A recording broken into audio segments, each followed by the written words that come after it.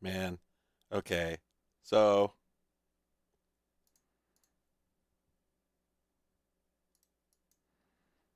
first off, let me boost my mic a little bit. There. That's 5 dB.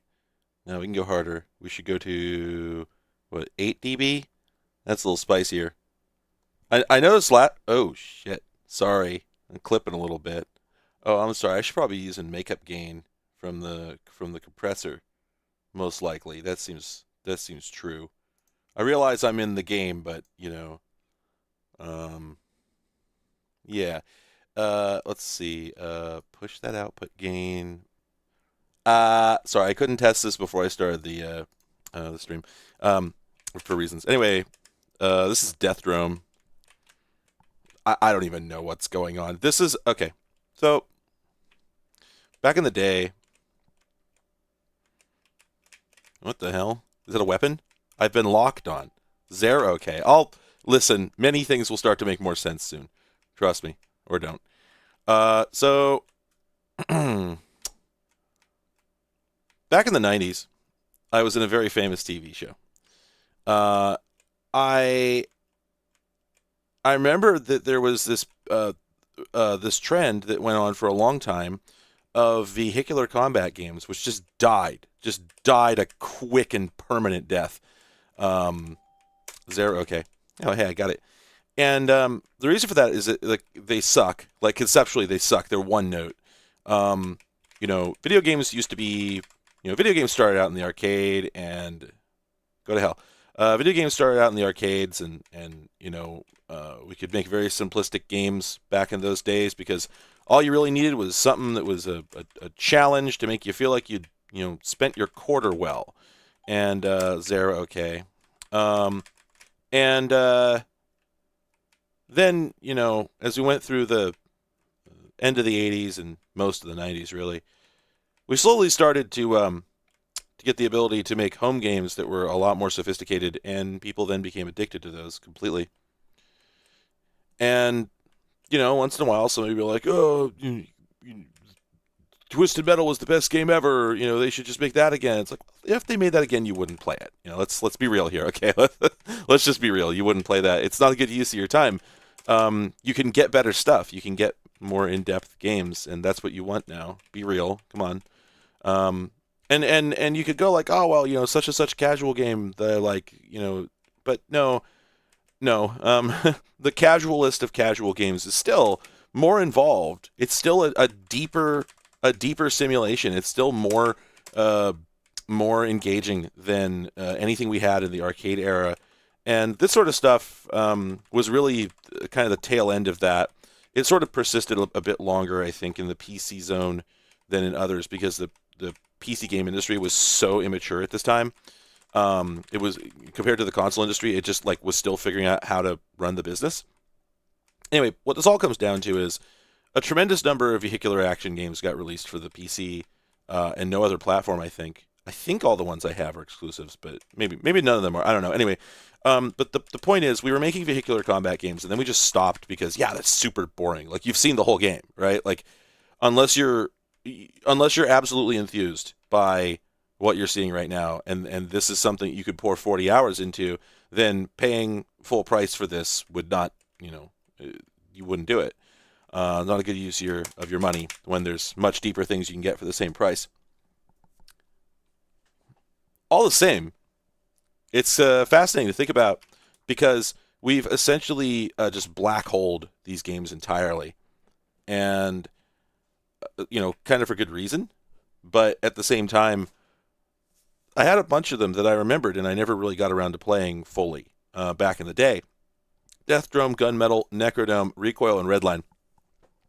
And I've sort of organized these in order of quality and interest because it sort of advances in terms of like depth of gameplay. Oh, also, yes, sorry, there is no. Sorry. There was no audio from that, and the reason there was no audio from that is because the game is broken, and I wanted to talk about that. I was just explaining why we were playing vehicular combat games to begin with. But so Yeah, Mega makes a good point that, yeah, like Halo put the Warthog in there, and suddenly everybody went, okay, you can play a game that has vehicles, but not all the time? Wow. And then that's what we wanted. Just instantaneously, that's what we wanted.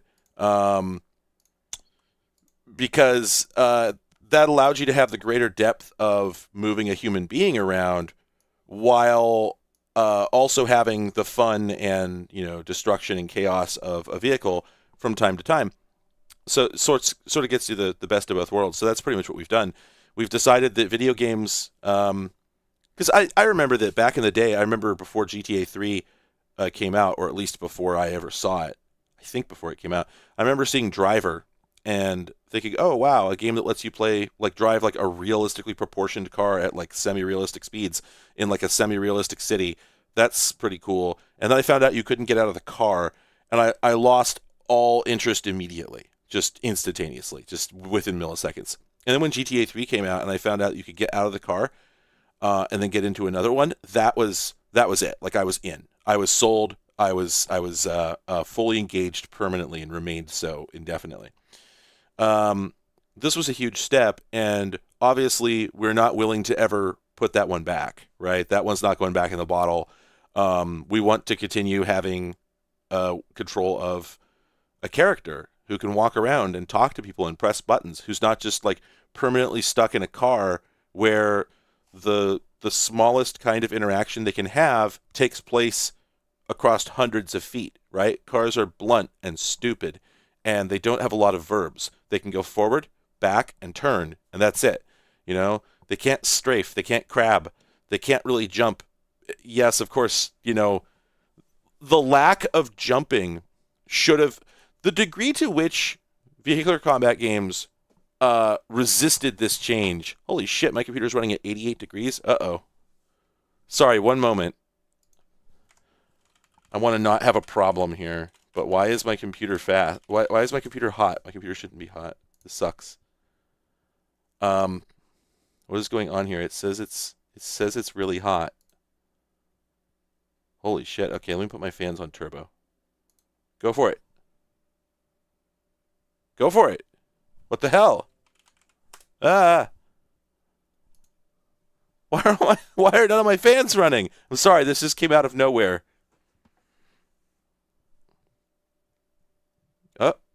Cool. I think because the entire... Oh, cool, great. Corsair was updating, apparently, and just crashed. And the whole fucking fan system just stopped working. This is awesome. This rules. Great. This rules. God, I love computers. Anyway, yes, War Thunder is a vehicular combat game. So people largely lost interest in vehicular combat games because they don't have much granularity. You're unable to do anything more precise than, well, what you do in a car. So if you can have the best of both worlds, then why on earth wouldn't you demand it, right? And that's exactly what happened. And so vehicular combat games died. This may be hard to accept, but I believe MechWarrior 3 came out in like 1999. It's 25 years old. I still think of it as like the new MechWarrior game. But yeah, that series died because really there was only ever a small number of people who were into it to begin with. It was like vehicular combat games were never, well, particularly simulationist type, like MechWarrior, for instance, were never that big a thing because, well, one, they're really hard, like they're really complicated. Stuff like MechWarrior is really, like it gives you more depth than your arcadey combat game. So that's cool. But the problem is it gives you more depth, and then you have to cope with that depth or you'll drown.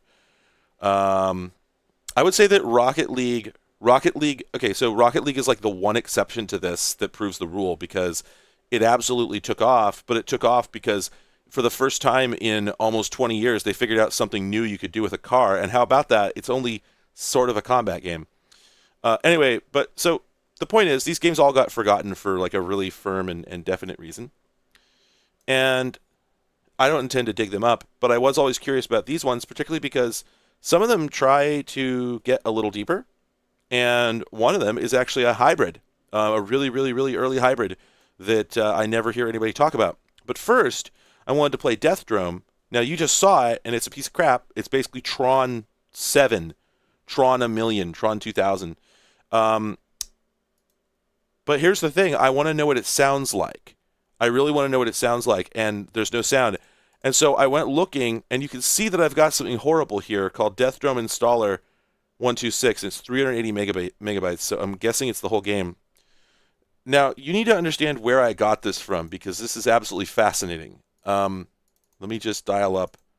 Let me dial up a window capture here. Please hold. Is this how I do it?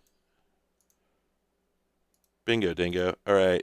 All right. So I looked up that V-Air thing I was getting. It turns out that's related to the sound.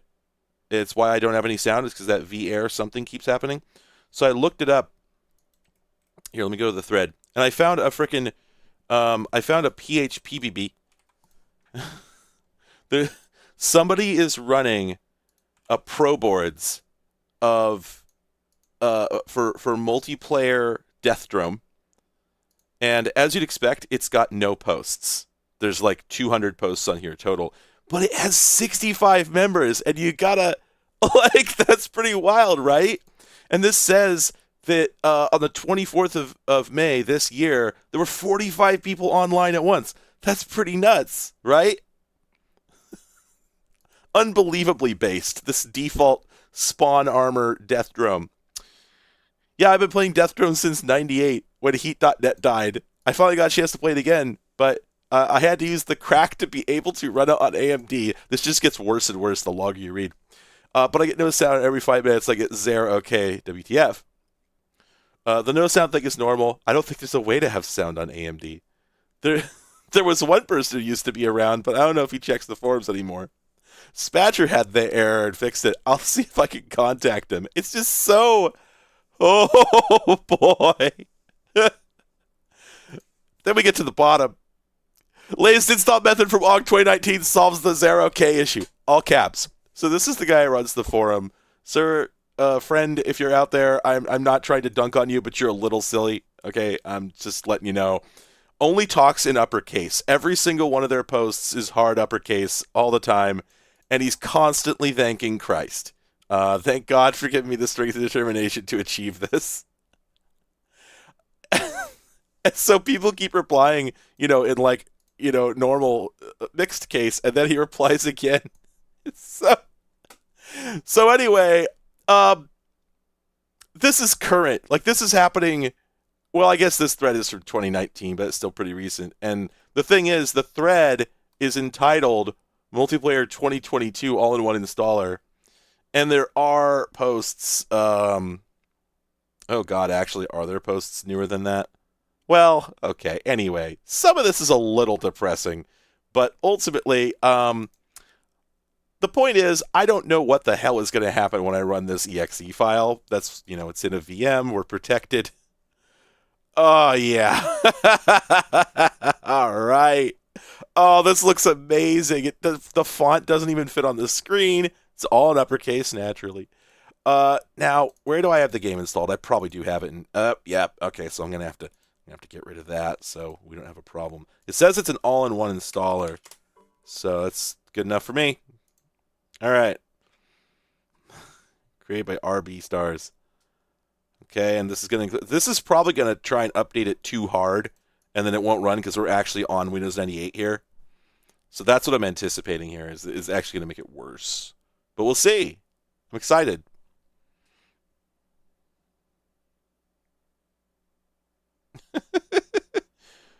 Very soon, there will be dinner, and I'm going to have to eat lasagna. I kind of started my stream at a really bad time, but if you can be patient, then we will continue going for quite some time after I finish the lasagna. Stay strong.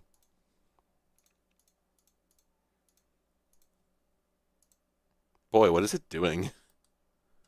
It was hauling, and then it just stops on these WAVs. Listen, I don't dread eating lasagna. I adore eating lasagna. However, I wouldn't choose to do it at this exact moment.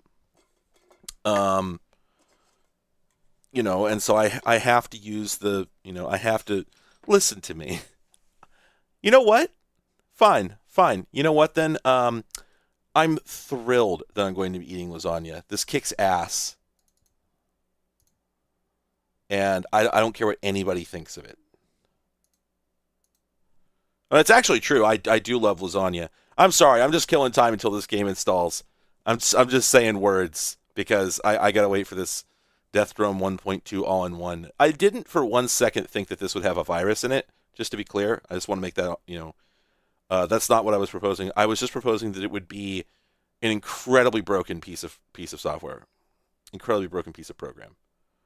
A train whistle. Trekkintosh, you've been working on a train whistle sound. What do you mean by working on? It's just chew on repeat. What is the purpose?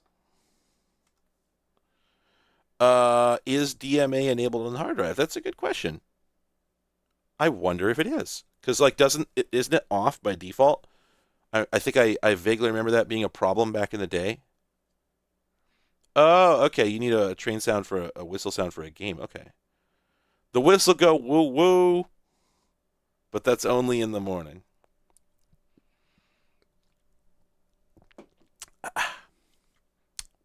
Okay, well, I'll have to go check and see if DMA is enabled. We're in a virtual machine, so I didn't really think about that because I figured it wouldn't matter because we emulated at infinite speed. But yeah, we're definitely emulating here. We're using 86 box because I needed that authenticity, and also because I needed 3D acceleration. Oh, and of course this fails because it's Windows Reg format 2.0 or 3.0, whatever it is that NT uses. Oh man, I hope this doesn't fail the install. No, I'm good. Or actually, well, I guess, yeah. Oh my God. Oh, this is so. Yeah, yep. Mm-hmm. This is exactly what it's supposed to look like. Do we think is this actually a program that he wrote, or do we think that this is just a renamed copy of the original game file? Oh my God, internal name, start Drome in 640 by 480. Okay, whatever. Yeah, that's what I figured. Yeah, that's not going to work. See, that's the thing. This is going to have problems because here, let's see. Okay, this is the actual game executable. Let's set this to high res. Oh my God. Oh my God. Do we think this came like this, or do we think the guy? Well, no. This can't have been string hacked by the guy because otherwise it would all be in uppercase. So I guess the game just said this. Oh, wait, it's not cracked? It's not cracked? Really? Christ, I don't think I have. Oh, wait, okay, I guess. Oh, hey, that worked. I had a disk image for it. Well, all right. I'll take it. Whoa! There's sound!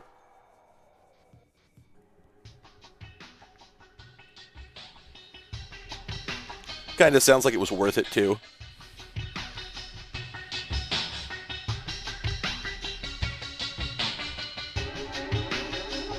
All right. Hey, Bud, I was listening to that. Whoa!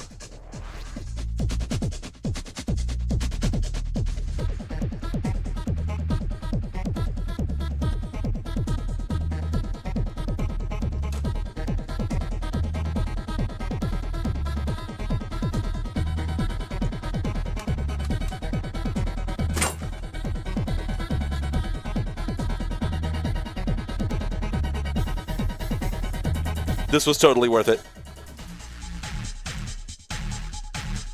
All right, yeah. This is so filthy.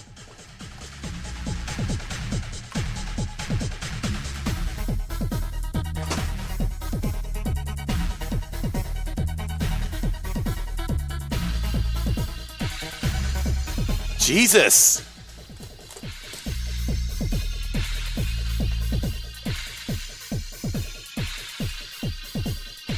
I'm sorry that Clive is sort of jerking around nonsensically. Don't worry about it.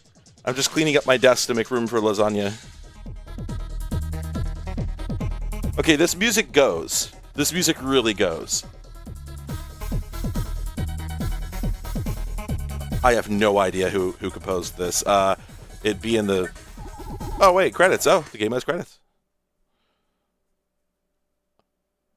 All right. Business and legal affairs comes before the people who actually programmed it. Music by Anthony H. There's your answer. Anthony H. H.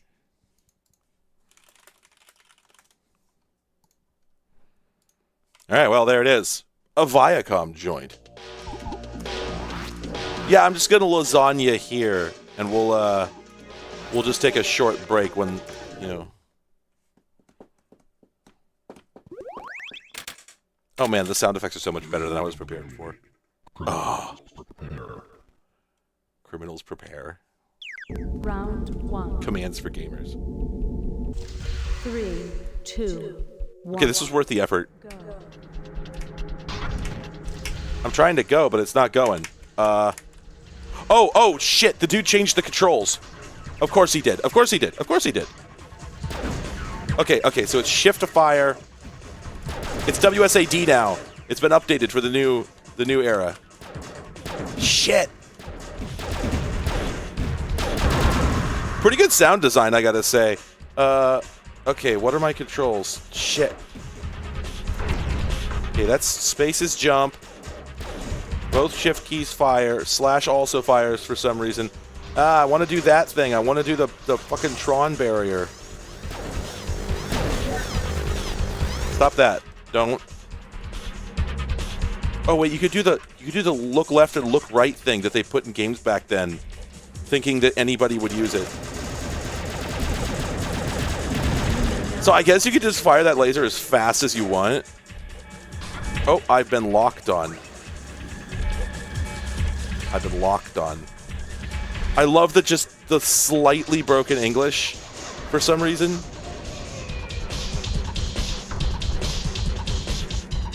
This music goes. Kind of hard to steer. Okay, so I think those things are like mines. Okay, yeah, they are. Oh wait, can you just shoot those as often as you want? Okay, I guess so. So if you're close to one of those and you shoot it, then it just blows your ass up immediately. So nice. Oh shit! I thought I got him.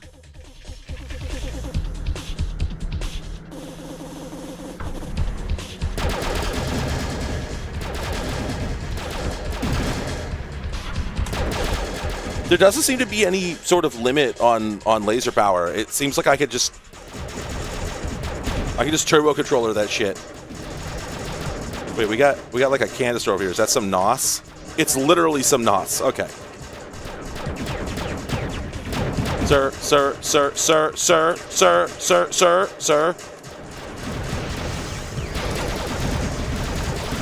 Ah, I tried to do that Top Gun shit. Hit the brakes, they fly by, but it backfired. So I think we're in like a four quadrant arena, but I really have not been able to get a sense of the shape of the place. Sometimes when I go to back up, it just like stops. It just stops moving for some reason.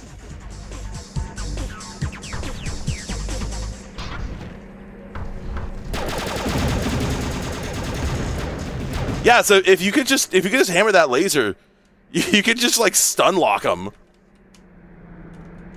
I gotta go take a look at the controls because I know there's a bunch more controls in this game, but I have no idea how to use any of them. Here, let's just. Shit.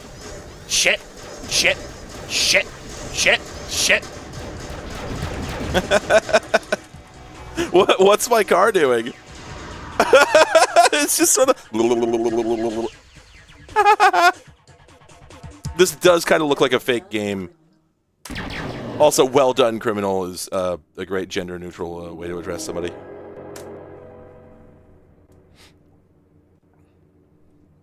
Okay, let's go back and take a look at our controls.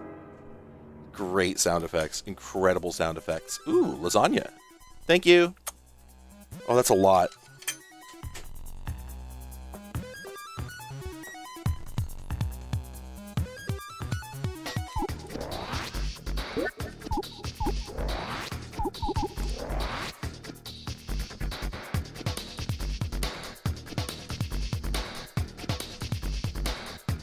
Okay, I'm going to eat this lasagna. I'll be back in a couple minutes. We're just going to chill here, though.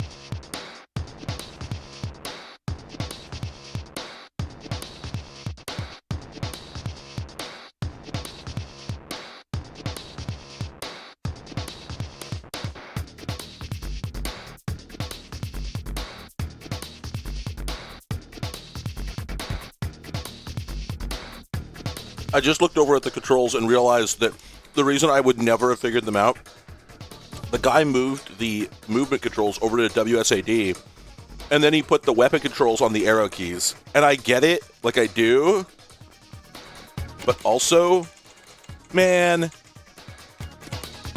that sucks. A little bit.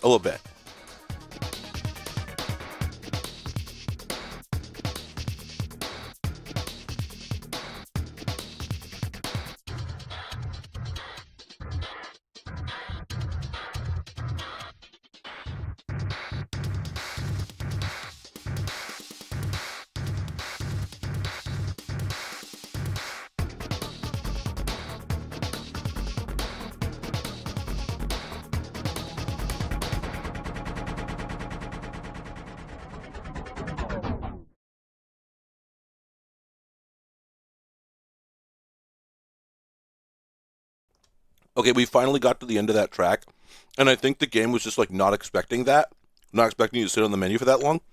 So it's just not gonna. Oh wait, graphic detail was not at max. Heavens, we got to fix that. Oh, we're going back to Alcatraz 2, the sequel.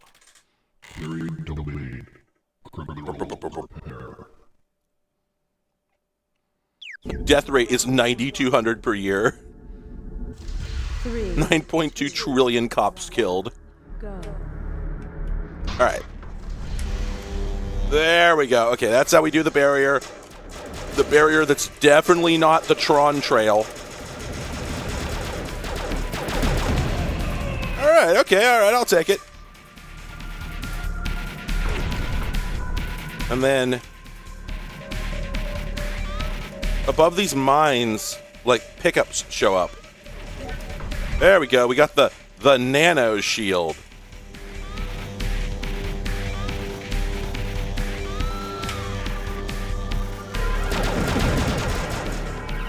I've been locked on, but I don't want to be. Okay, there we go. All right, I figured out how to switch weapons. Okay, so that's how they're doing that. And like it, once you start it, it just continues.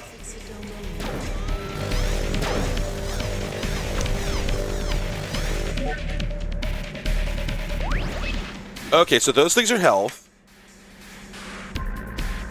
Oh, cool. We get a little targeting reticle with the missiles. Hey, that was easy. Oh, thank you.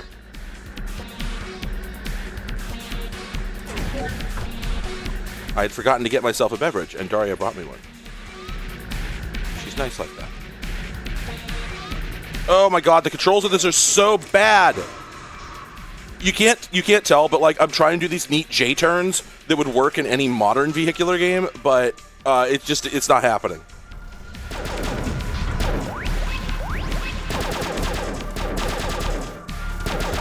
Ah, God, this thing handles like a scared bathtub. You know, like one of those clawfoot tubs that just like got really freaked out. It's got to go. Sure, all right, yeah, whatever.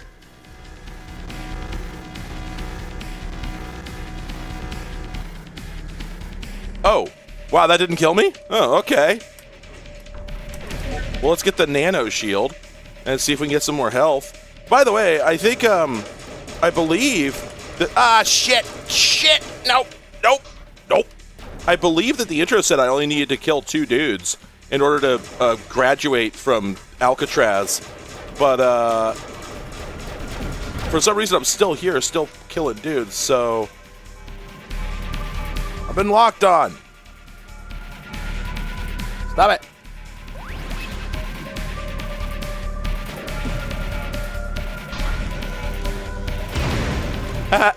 Oh, I thought I got him with the barrier.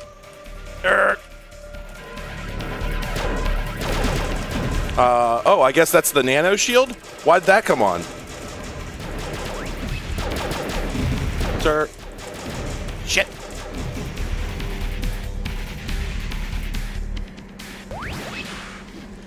Yeah, see, like, I don't know. I think people lost interest in this stuff because it was just so imprecise. You know, like, shit, you know, you didn't perfectly hit the dude, so you've got to make this great big massive, you know, 3-point turn or like this huge turn radius swoop around the arena in order to come around and get another chance. Like, what fun is that? Come on, who wants to do that? You know, like, you play an FPS where you're just a guy. If you miss, it takes you like a millisecond to try again. You know, there's none of this silly, like, you got to get your car turned around. Like, come on, what is that? You know, cars are conceptually cool, but only because when you see them in a movie, they cut out all the parts where they have to put it in reverse. Ah. Okay, so I've got 4 kills. Now what? What do I... Like, don't I have enough kills to leave? Isn't that what it told me?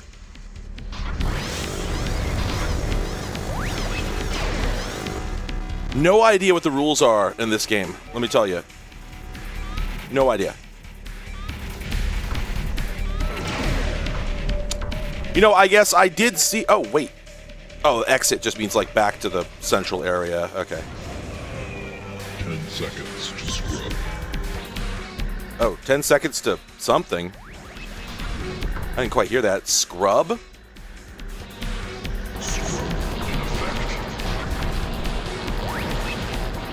Oh, shit. What? Yeah. Like... Well done, criminal. Well done, criminal. Not very good.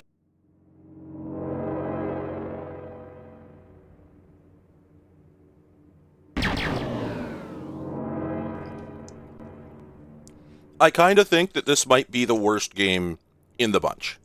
Like, if I'm perfectly frank and honest. Like, whatever it is we're supposed to do. So here's the problem. There were 2 trends going on at this point in time. Oh shit. What's the name of that game? Give me a second. Give me a second. I'm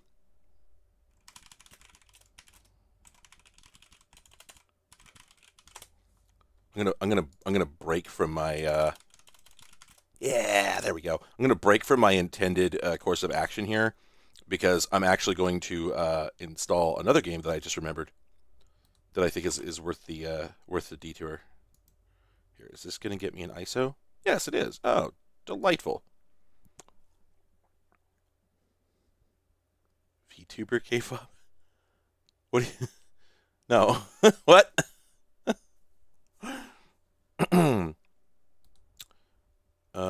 Wow, that's downloading really slowly. That sucks. Well, we'll get to it. 6 minutes. All right. Anyway, there were two huge trends going on in, like, primarily 90s, but also a bit of late 80s, which was endless repetition of the sport of the future meme. And we're talking about usually a blood sport, right? That's generally the way it goes. The sort of Smash TV kind of nonsense. Or, God, what am I thinking of? Was it Logan's Run? No. God, shit. Somebody here tell me, what's the movie that, like, I think started this? The blood sport of the future nonsense, because I think it was like an 80s movie, right? The Running Man. Thank you. I knew it had run in the name. And that was what? That had to have been like, okay, 87? Yeah, that's about right. So, basically, I think after The Running Man came out, an enormous number of people looked at that and were just like, oh, this is the thing. This is what's going to happen. This is the best, like, dystopian sci-fi idea we've ever seen. And it wasn't. It's not actually very good. It's kind of a stupid idea. There's not much meat on the bone, but they just kept redoing it over and over and over and over and over and over and over and over and over. And so you've got all of that, and then also, for some reason, this, like, we really started wanting to reinvent sports in like the late 80s. And so on the well, okay, all right, yeah. So I have never seen rollerball, and I have only very vaguely heard of it. I think every living creature on the planet has heard of the Running Man, or so I don't know. Like, I could be the exception here, but I feel like that one's the more socially crucial element here. But yeah, you know what? I could be wrong. So anyway, the point is that we had a confluence of things going on. One was vehicular combat games. Another was the sport of the future nonsense, and another was the blood sport of the future, which I consider two separate categories because there were games that just did one or the other. That didn't necessarily make it a blood sport. There were an awful lot of, like, yeah, this is the new sport. I mean, what, Jet Moto? That sort of thing. Like, oh yeah, the new types of racing games, new types of athletic competition type stuff. None of which, like, sticks. None, it's always novelty. It's almost never, like, super popular. But it just keeps, kept getting made. So a lot of the beef that I have with Death Drome is that it is very much. I think all of these are actually that same trope. To be honest, I think every one of them is basically that same thing, except for Redline, which is definitely the best game of the bunch. Oh, no, I'm sorry. I think Gunmetal also.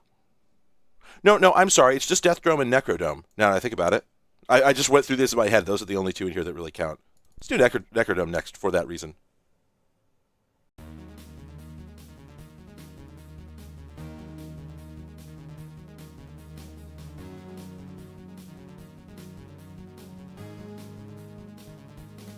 I'm eating more lasagna.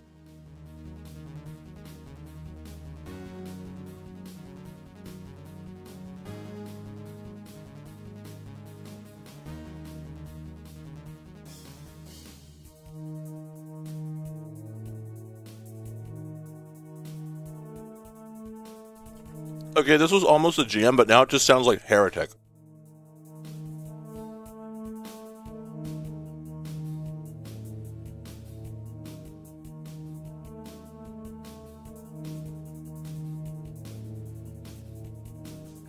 Roscoe, no, I never got an email back, sadly.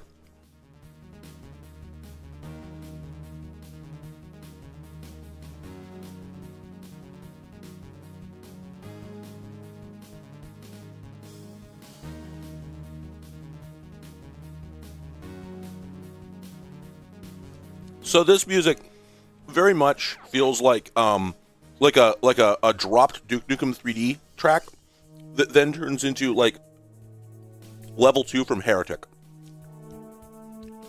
It really, like, it's not very good, in my opinion.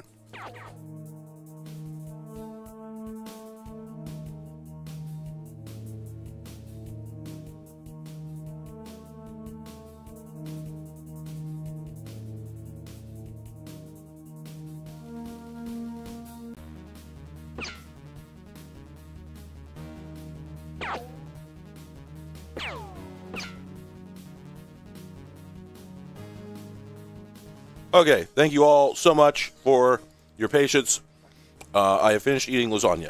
Now we can continue. Oh, this is Raven Software? I did not know that. It probably literally is the Heretic guy. Enter your name.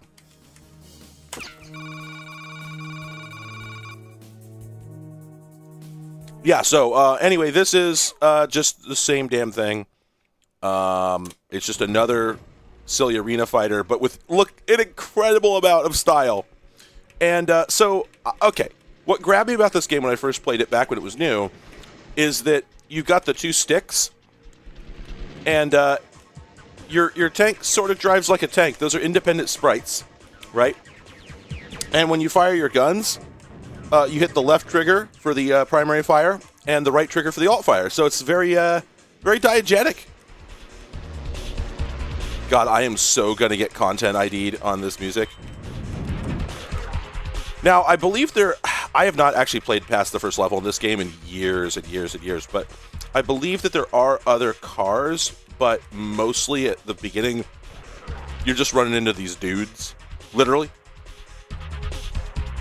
Anyway, so what makes this game stand out from a lot of the other sludgy vehicular combat games is that you can, in fact, get out of your car. It kind of sucks, though. Or really, I should say it really sucks. It's not very good at all. You actually do need to do this in order to accomplish certain tasks to finish the game, I believe. But it's just not a super pleasant experience, and you're incredibly weak. So you die just super easy. So this is my car, by the way. You press end. There we go, to get back in.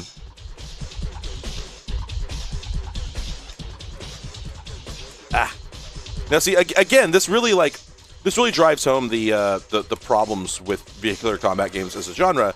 You saw how easily I got stuck on a corner there, you know, just a minute into playing the game, you know, and how hard it is to get turned around. It's super frustrating.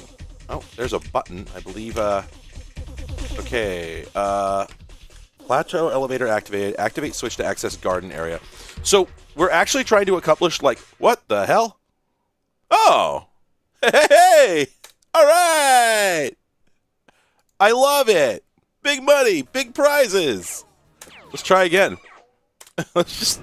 I have no idea why that happened. That has not happened before. Anyway. But yeah, so like, just... Whoa! Okay, you know what it is? Is that I played a game, and then I didn't... I played another one without restarting the machine. And back at the Windows 9X days, this is not a thing you wanted to do. Probably something corrupted some little bit of the OS. 9X was really bad about that. Now, if we're lucky, this is another fun thing that's been going on with this VM. If we're lucky, okay, we have sound. It does that every single time I start with the stuttering. By the way, that sound effect, you probably don't recognize. Apparently that was installed by the creative sound card drivers, so that's great. I've tried 6 different sound cards, and they all do that stutter thing, so I gave up troubleshooting it. Also, I went through 3 different virtual voodoo cards before I got one to work, and I haven't figured out how to get rid of all the previous versions of the drivers. All right, let's try again.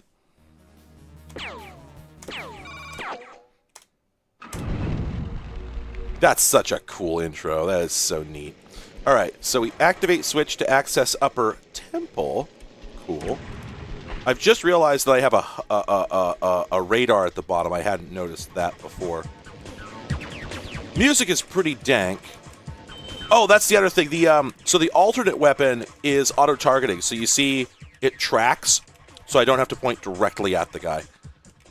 Anyway, so the game gives you a bunch of reasons to get out of your car, right? So you've got like here we have a item pickup. We've got to get out of the car to go get the stuff. I don't know if you could tell though.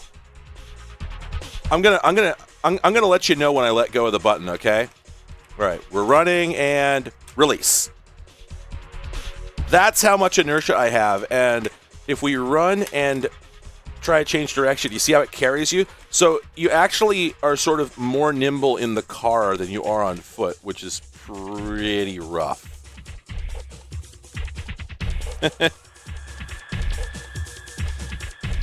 Anyway.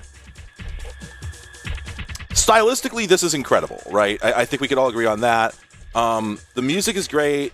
It looks really hardcore in that sort of, we were really into this kind of like gothic post-apocalyptic sort of nonsense at this time. There was a lot of interest in that, so it makes sense that they would go in hard on it. Okay, there's, oops,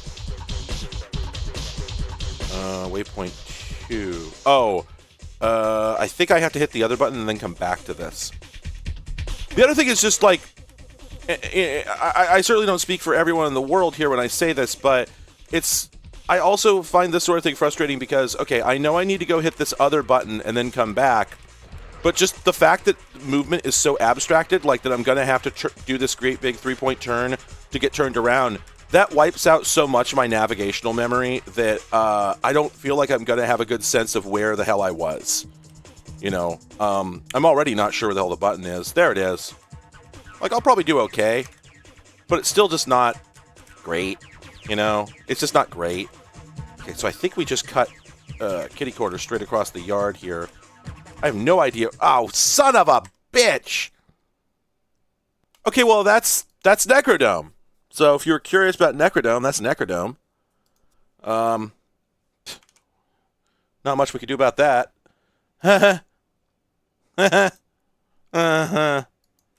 Video games! I don't know if there is a map. Seems possible. Oh my god! So the thing that sucks about games from this era is when you pirate them, they always come to you in these absurd formats like NRG. Yeah. What do you do with that? What do you do with a fucking NRG file? Well, if we're very lucky here, because we can't mount it with the we can't mount it in the emulator, but what we could probably do is to mount it with WinCDEmu. And then one thing I really like about 86 box that I think they only recently added, I don't remember it being in here, but maybe I'm just a dipshit. One thing I love about 86 box is that you don't have to have something in an ISO in order to mount it as a CD-ROM. It'll mount a folder as a CD-ROM. So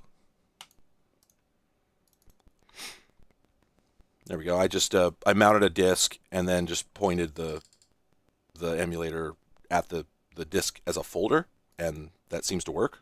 So whiz bang! I did not intend to run this from where it is. I didn't expect that to happen. You're not wrong, some guy. Like, the names are ridiculous. Oh, wait, is this... Wait. This Necrodome is still down there. Great. Oh, yeah, and, like, I'm having trouble starting a new app. Oh, man, this rules. This rules so much. Okay, let's, Starter. That's probably it. Oh boy. When message server 32 crashes, that's when you know you're in it to win it. Reset. We're getting owned. Yeah, no. Whizbang Software Productions Incorporated slaps as a name for a company. Hey, by the way, I had to adjust my mic. I didn't realize until I watched the VOD from my previous broadcast that none of you people told me that I was clipping. You got to tell me this. Like when I laughed, I was clipping. This is unacceptable. You got to say these things. So I adjusted my mic a little bit. Hopefully I sound all right.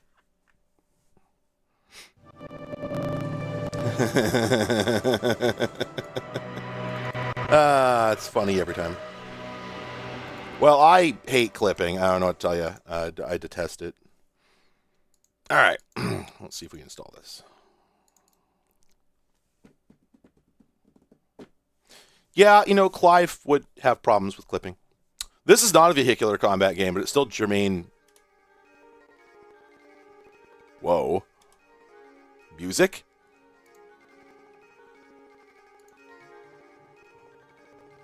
Oh, God.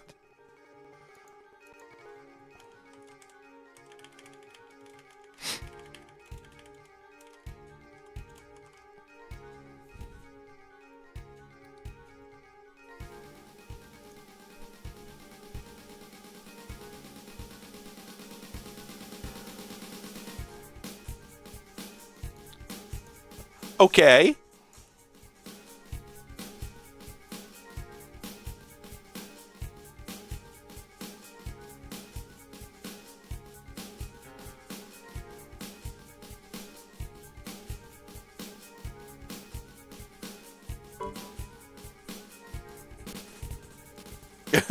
It just chokes so bad. Oh no. I'm going to move this up here. Oh God, it is just eating it. It's weird too because like the emulated CPU is only running at 59%, 64 now. So where's all the CPU time going?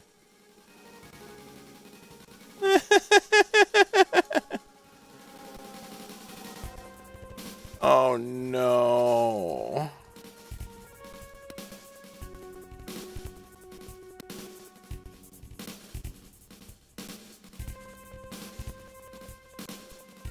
Oh, back in the day, I never understood what the hell these 3 bars were supposed to mean. They never made any sense to me. God, I hated this installer.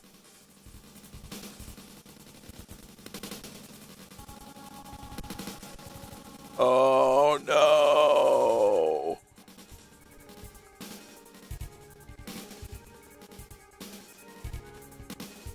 Oh, wait, hang on. Oh, Ragil.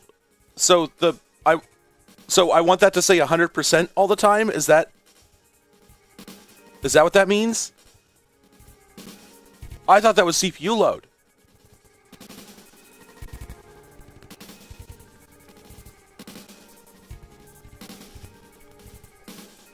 Well, that sucks. Oh yeah, there we go. When it goes back to 100%, it starts smoothing out. Ah, god damn it. Well, okay.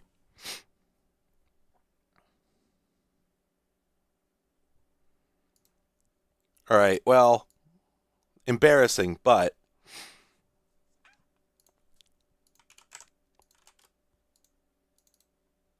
now I've got some patches for this game. Let's see if this one will run on Windows 98. Well, it's from 1998, so it looks like, and it's specifically for the Voodoo 2. Oh, apparently this apparently this disables triple buffering in order to fix a bug in the Voodoo 2 implementation. But my favorite part is that apparently they want me to actually run this program instead of the main game executable.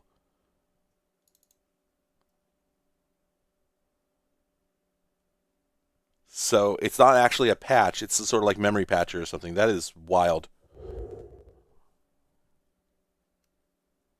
Huh. Okay. Well, anyway, yeah. So now I'm seeing that even just sitting here, my emulated machine is running at 74%. So actually, before we continue, now that I understand what that means, let me shut this down because I'm emulating a really fast CPU. Let me shut this down, and we're gonna see if we can calm down the utilization a little bit, get something a little smoother.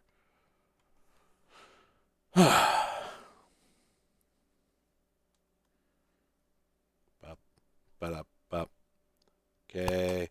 All right, let me go in here because I was emulating a Mendocino Celeron 300. I realized that they said they 86 Box and PCM have always said that they don't really want to go for processors this fast. But hey, they put it in there. So, all right. Actually, it was a 566, so I just bumped it down to a 300. That's probably adequate. And for what it's worth, it does say that it's running at 100% most of the time now, and I don't think it was doing that before. So let's see how we land. The 300A is a legendary chip. It's actually it's the subject of my next video. Wah! Wah! Ah! Oh, it's worse. Wait, hang on. Why is it worse? How did that happen? I'm getting owned here. I would love to downgrade to like a Pentium 1, but the problem is I spent a lot of time getting this machine just right, and I'm certain that if I do that, it's going to require a Windows reinstall. So let's just run the game and see what happens. I swear I double-clicked that, and if I double-click it again, I'm going to have trouble, aren't I? Okay.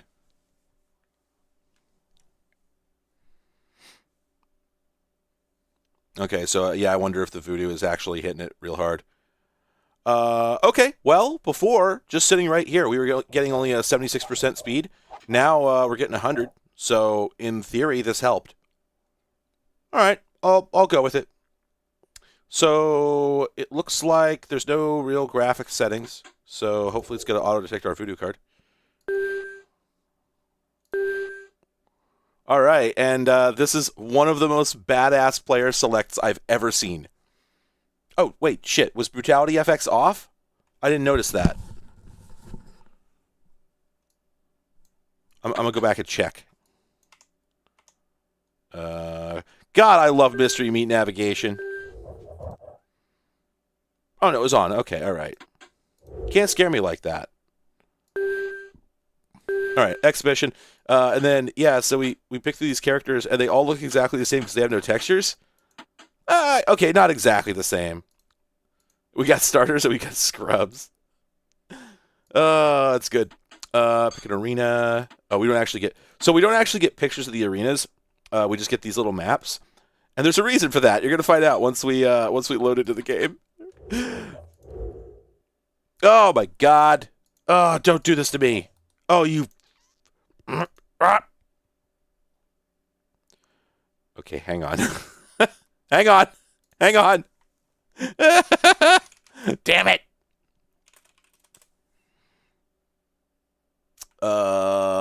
Let's see. I'm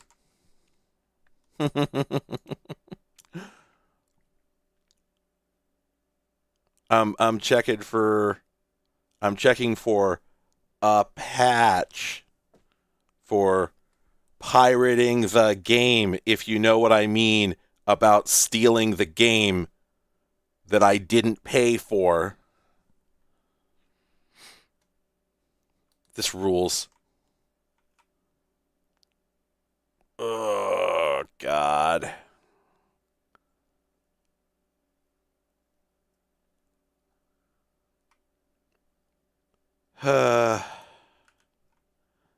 I'm being utterly derailed here. This sucks. Oh, this sucks.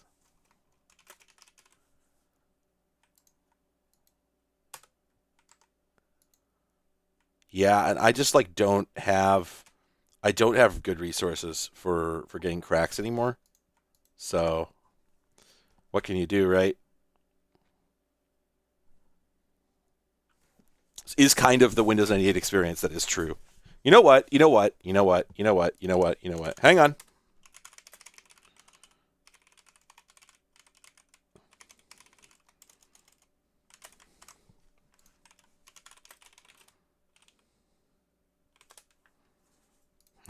This is stupid.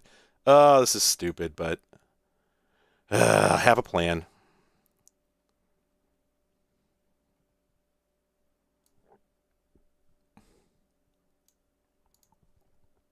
All right. Let's get out of this. Mount a folder.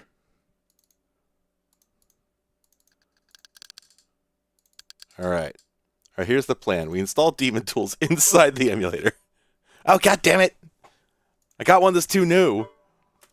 Oh, right. Yeah, I kind of can't delete it because it's on the CD.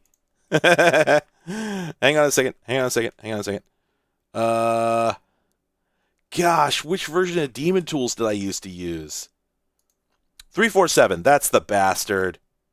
That's the bastard. Okay, I'm grabbing that. Man, I used to know that number. I download it, and it goes into my downloads folder, and it gets the parentheses 1 at the end. So, damn it. Apparently I've done this before. All right. Here we go again now. Oop. Okay. Oh, my God. Oh. This sucks. I am getting so owned right now.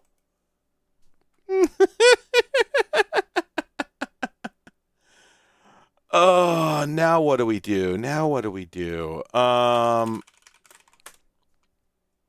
Inst MSIA, is that the guy? Okay. All right. It's been a hot second. Wow, how have I not run into this?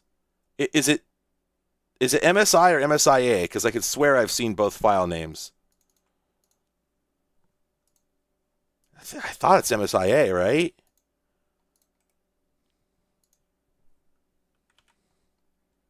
At any rate, yeah,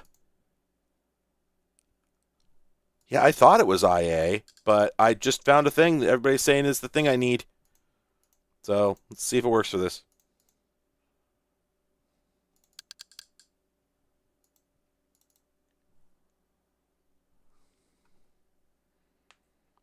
WinCDEmu is I think Vista and up only, I want to say. But also, I don't think that it defeats any kind of copy protection, whereas I'm pretty sure that DTools does.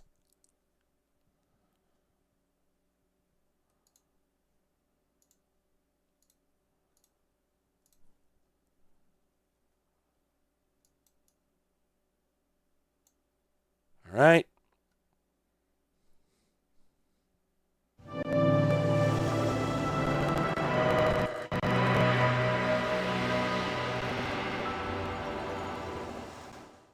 Okay, well, that's better. That's better.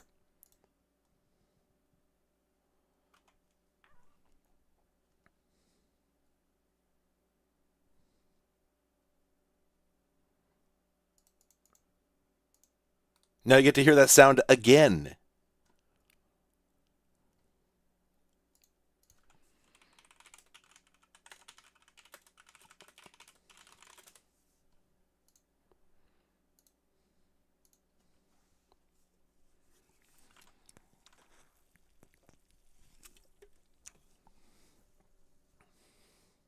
Right, here it comes. Everybody get ready. Here's the sound.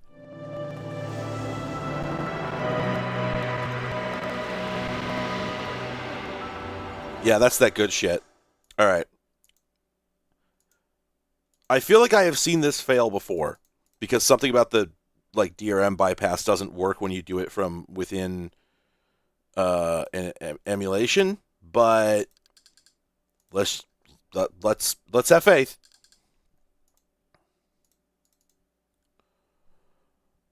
Well, What CPU am I emulating on? i9 13th gen.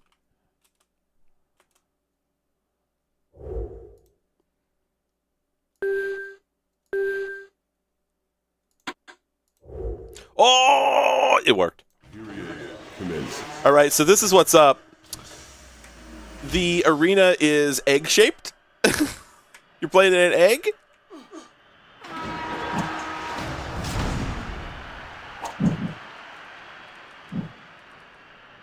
All right, let me remember my... trying to remember my... Oh, I got it. I have no idea which goal is mine.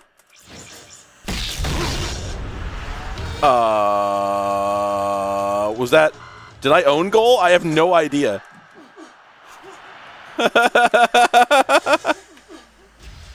Yeah, it's basically 3D ice hockey. I don't think you can go on the roof. I'm pretty sure. There's a whole bunch of sound effects in this fucking game.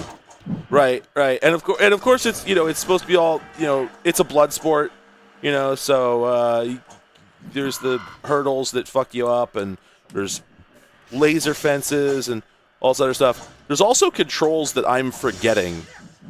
Wait a minute. Okay. Oh, I see. If you press tab, I think it focuses you on like the puck. Yeah. If you hit tab, it focuses you on the puck. So I think I just got aced. Okay, there I am on the far right there.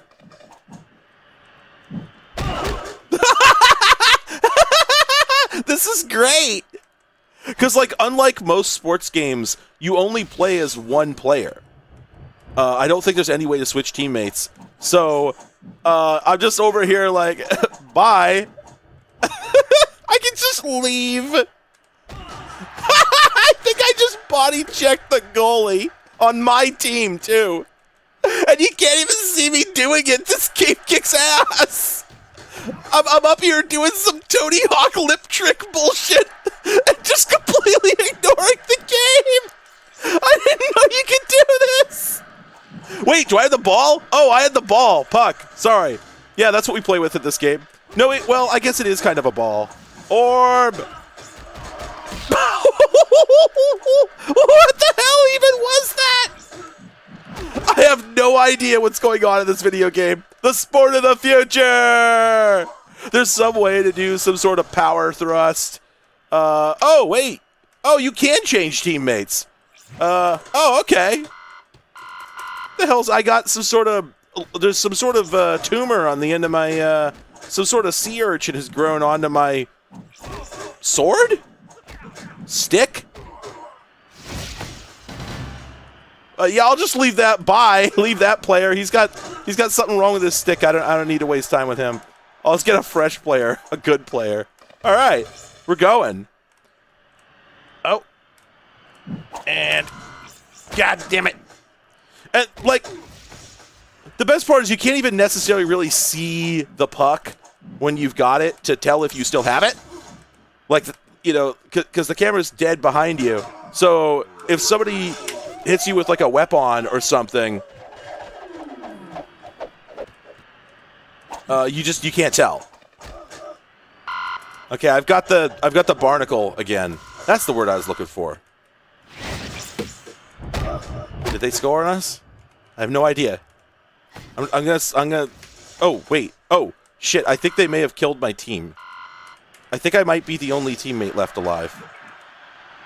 Oh no, there's another one. So why can't I? Oh, I guess I had the puck. This game is incomprehensible. I have no idea what's going on at any given moment. Okay, I pressed the number 1, and okay, okay. Somebody could just bail over the boards and into the game, as you should. Sure, I'll take. Okay, I've got it. How do I run? I know there's a way to go faster. He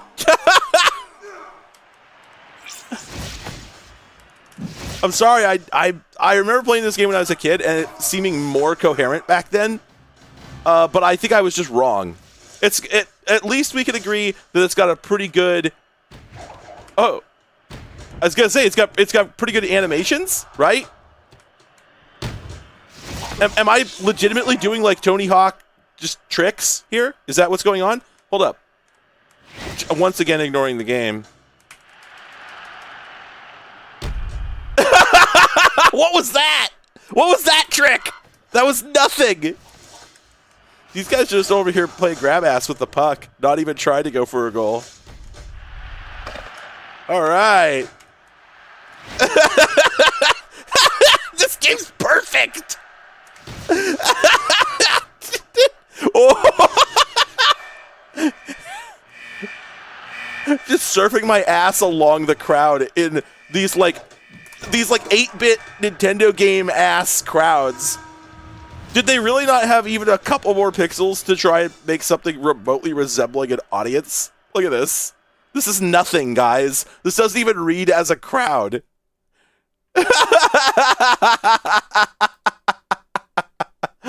Woo! Oh, man. What the fuck was that? What the fuck was that? This is called Hyperblade. And I feel like I slept on this as a kid, even though I played this a bunch. Wait, shit. What are the controls? What the hell are the controls? Information. Game objects. Oh, the start gun. Oh, that's right. The puck is called the Rock. There we go. Yeah. Is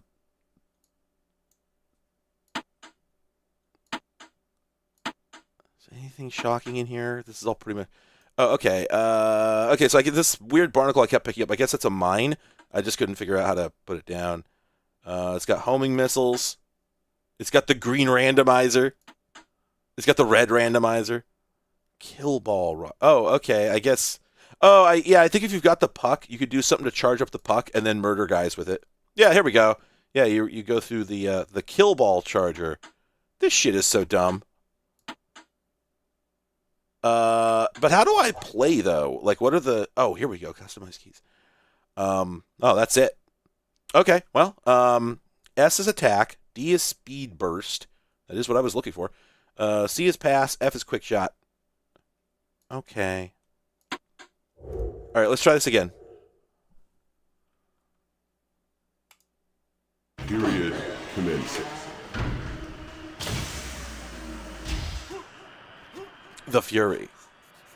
This does reek of like Microsoft games, Microsoft Studio games from this era. Very much felt like this. You know what? Oh, I think I did own this game, and I think it was published by Microsoft. Now that I think about it, what the hell was that? I think this may actually have been published by Microsoft Home. I think that I had a CD of this with that distinctive black bar at the top.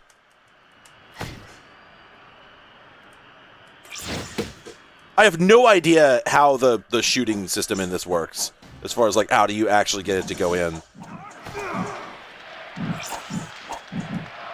I guess you just got to get your swords on the ice and get your rocks in the hole, as they say. Oh, that actually worked. I thought he was about to.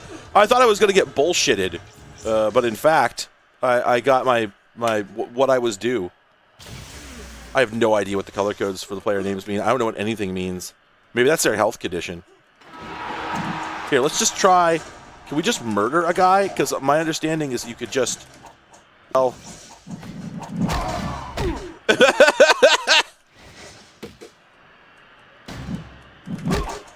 Okay, all right. I'm doing Tony Hawk tricks. Or not even Tony Hawk, more like BMX tricks. Nope.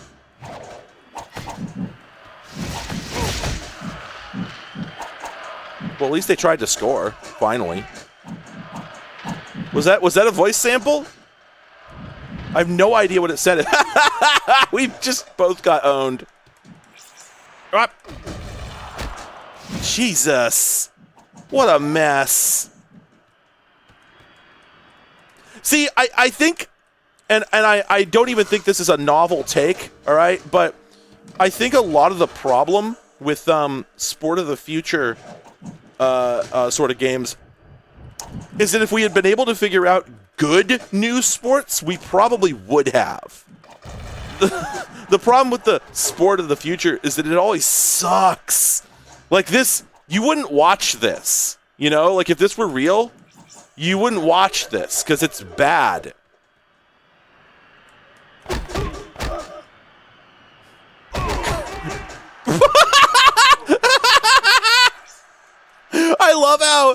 I love how whenever they get at your ass, they'll just like you just get like that noise of them all humping you rapidly all in a row.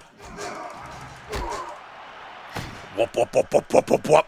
Whoop, whoop, whoop, whoop, whoop, whoop, whoop. I couldn't even I think the rock actually disappeared there for a bit.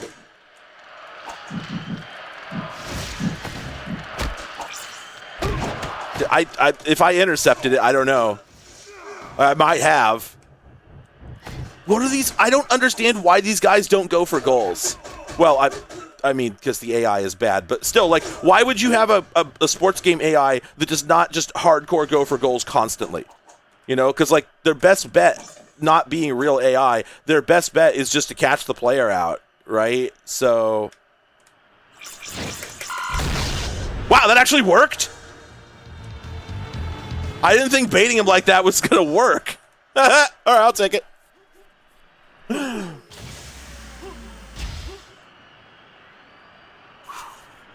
Yeah, it's like they've taken ice hockey and they've made it harder to follow when it was already so hard to follow. There have been multiple controversies over attempts to make it easier to follow. This is just Puck Tracks 2. Hyperblade, sponsored by Fox. Player injured. Wait, no player has been injured to date? Is that what you're telling me? Is this the first time a player has been injured? What's he doing? The goalie's just up there. I love the specificity. I'm getting that, wait, what the fuck is going on? What? Who's getting their ass kicked? Somebody's getting their ass kicked. Did they just kill my team, or... Oh. Is the goalie humping my corpse?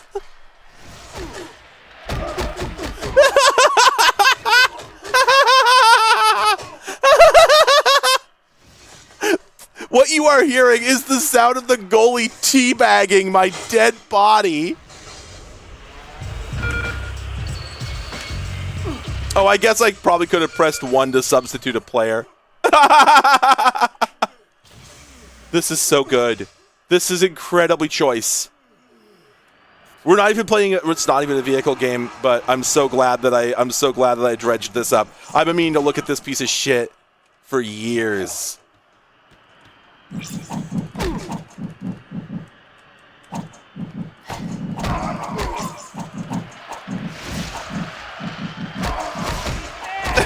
I love how every time you get close to another player, it just becomes this stupid clusterfuck of just incomprehensible bullshit. Like, yeah, what was any of that? Did any of that mean anything?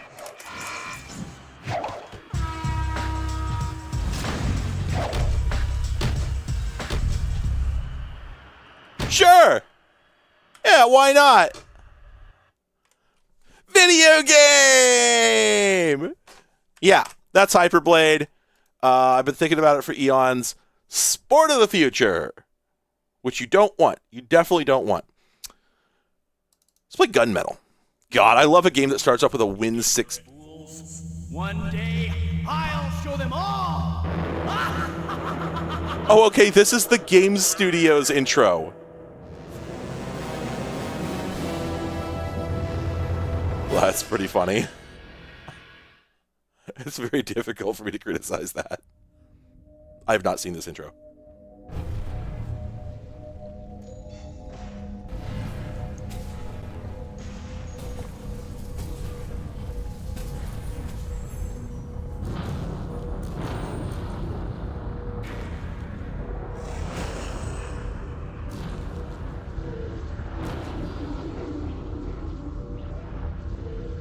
If you're asking if we're in a VM right now, we are in a VM right now.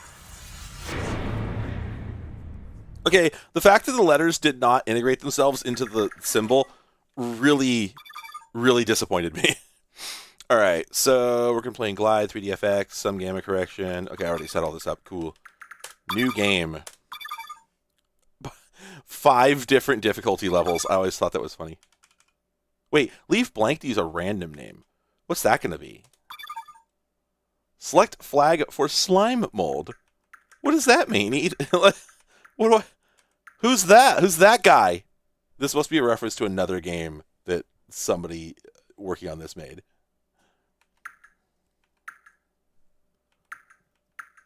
Got a lot of symbols in here. Yeah, there we go. Stop. That's good. That's true. Oh, yeah, I love Chris Burden.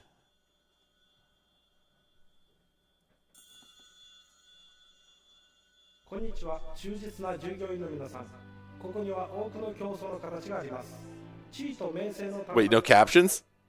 Greetings, loyal Nataka employee. There are many forms of competition. The fight for rank and prestige, the financial combat of sales and marketing, and the direct conflict of the battlefield.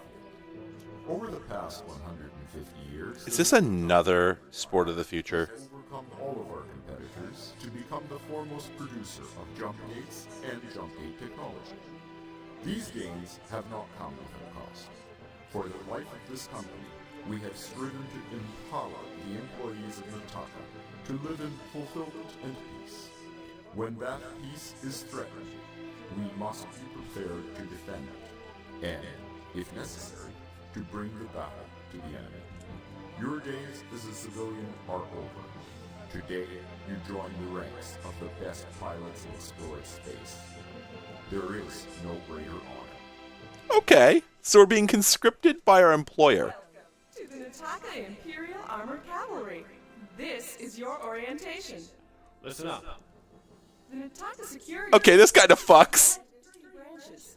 The fleet, the infantry, and the cavalry.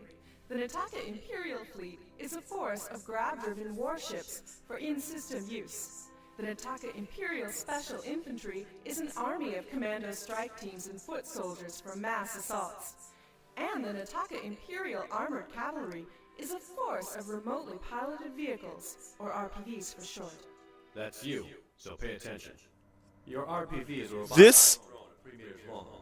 It hovers and this feels like a Japanese PS1 game, but it isn't. It is temperature and pressure resistant, stronger than infantry, and small enough to go where tanks and other manned vehicles can't. It's designed for minimum collateral damage and adapted for the wide spectrum of mission profiles. They're available in 3 exciting sizes, with a wide range of accessories to make your work easier and Yeah, this game's American. As a cavalry pilot, you will operate your RPV by a virtual reality direct neural link. That to interface with your RPV, simply proceed to the interface hanger. To activate the neural link. This is your new home, so Oh yeah, the chroma key is incredibly bad. You're right. you think you can handle that? The Nataka corporate empire has the best network of teleportation technology in existence. Nataka's superior network of transit gates and relay stations will teleport your RPV directly to the field of battle, anywhere in explored space. The location of your base is classified, and all access is by transit gate only. No one will ever know the location of your base. The cavalry The energy of this FMV is off the charts. headlights and a self-destruct system. No, that stutter is the emulator. Exciting options are available. This RPV is a gift to you from the Nataka corporate empire, absolutely free. All cavalry pilots own and maintain their own equipment. You can Oh my god. This is prescient. Prescient. The heavier your chassis, the slower your RPV. But the more weapons and equipment you can carry before the load starts to slow you down. This is Uber for the military. Based on your personal credit history. Please note that if you exceed your credit line, alternate work placements are available in mining colonies throughout the I think it's really funny For your first mission, that the 90s, yeah, this is absolutely, yeah, off-brand Paul Verhoeven. the customization terminal. I love how this has like the you know, All your equipment at cost. what's the word? After every mission, you'll return to base. Basically, they were like, the Japanese are going to enslave us, and then the things they're proposing all ended up getting done by American businesses. But we knew that. Don't be a fool or a snob. As far as I know, Uber is an entirely American invention. Naka cares for you. While you are in the cavalry, you will receive full medical coverage, state-of-the-art military housing, and the finest entertainment simulations. Enjoy your stay. Make us proud, soldier. Good luck, citizen. Nataka salutes you. This is one of the best FMVs I've ever seen.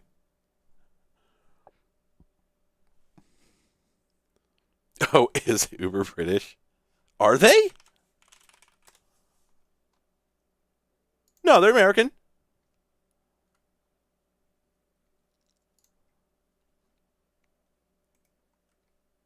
And they were started by an American and a Canadian. So the blame is squarely North American. Anyway,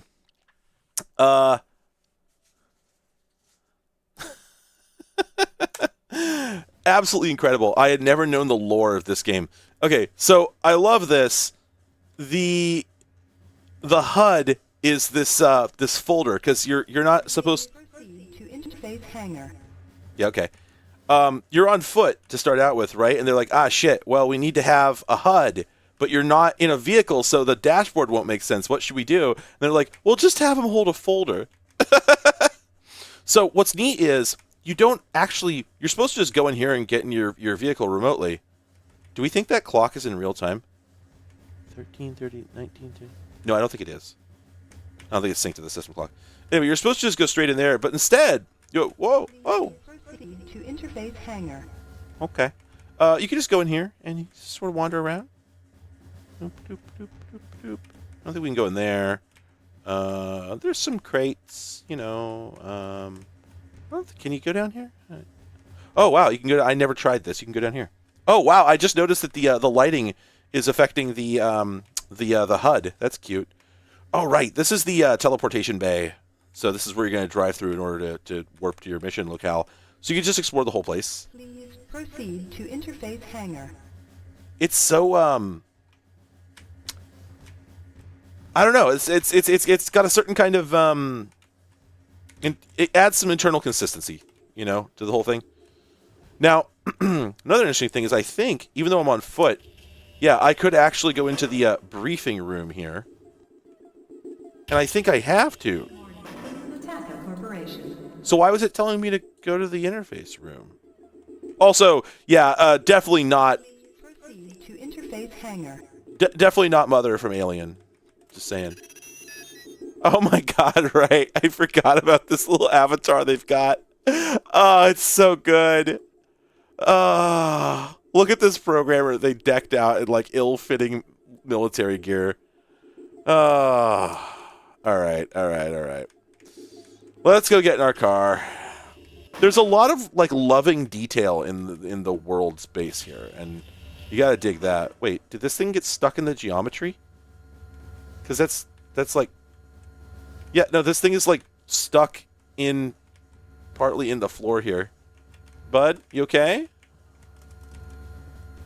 I'm sure he'll be fine. Let's get into our car. Proceed to interface hangar. That's cool.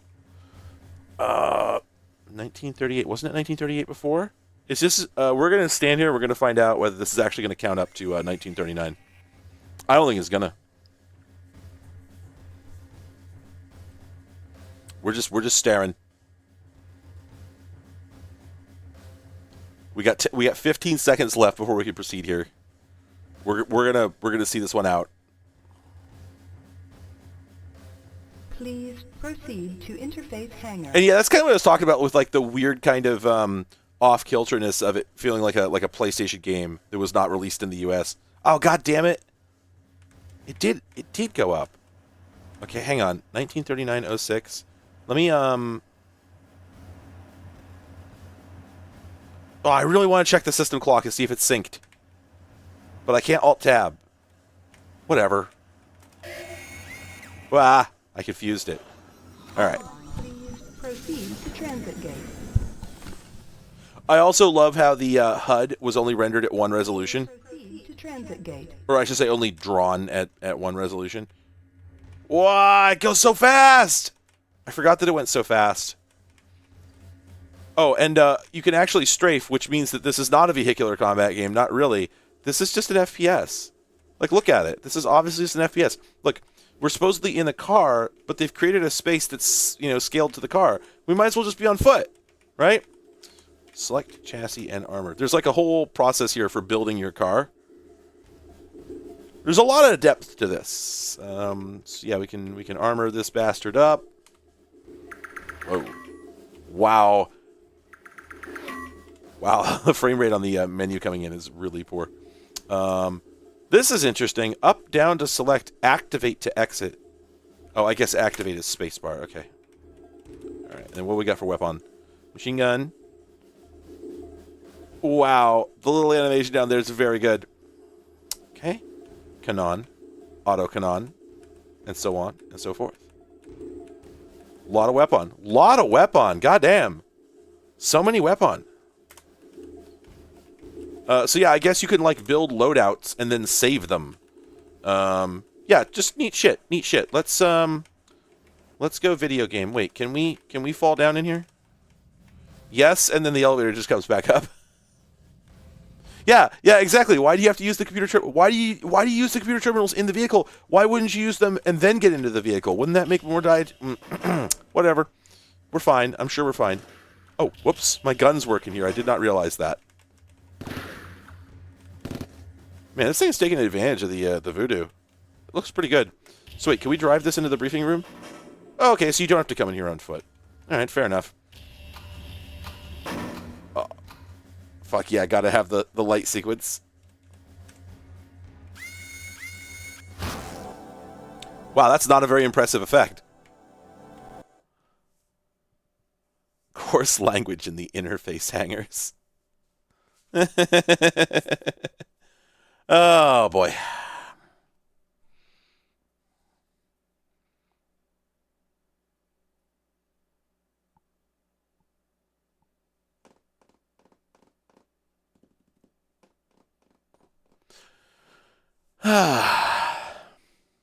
Boy. I seem to recall the actual gameplay in this is a total wreck. Neat little raster effect when you load in. I do dig that.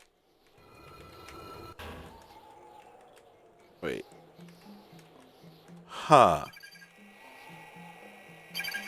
Whoa! Okay, that is a really neat bit of environmental activity for a game of this vintage. This is from like 98? Something like that. You saw that, right? That was cool as shit. Are those going to come back out? No, okay, I guess those are progress gates so that you can go through the tutorial at some desired speed. Also,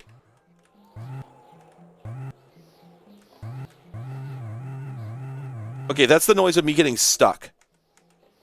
This is interesting. If I go up against a wall, nothing happens. If I back up into a wall, nothing happens. But if I drive in between here and try to turn, it does that. Huh. Okay, so we can look up and down. Oh, wow, full way. So this is... not. I think I knew this was a full 3D engine, but still. And then... oh, okay.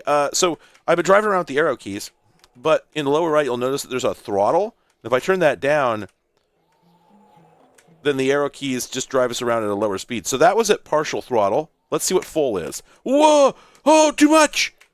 Too much! Wow! Oh, boy. Okay. This isn't saying that my headlights are at 60%, is it? I would hope not. Adjustable headlights. All right, let's proceed here and say, "Wah!" Was I supposed to know that that was going to happen?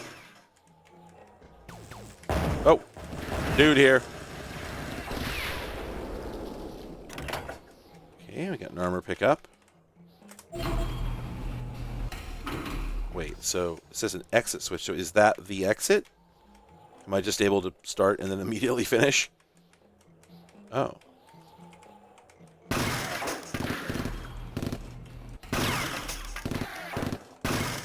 Okay, so the gun is like on top of the thing. It's a little awkward. Okay, it looks like we can float. It seems to be a button. Oh. It is a button, though I don't know if it did anything. Whoa, are those reflections? They are. What the hell?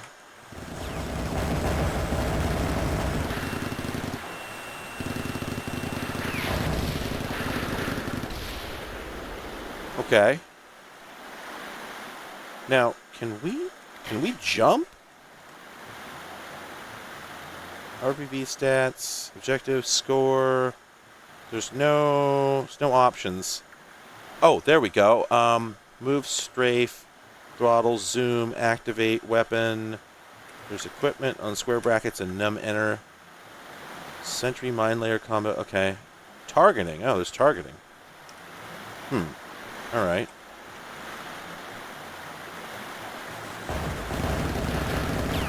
This kind of looks wild. You know, like this kind of looks amazing.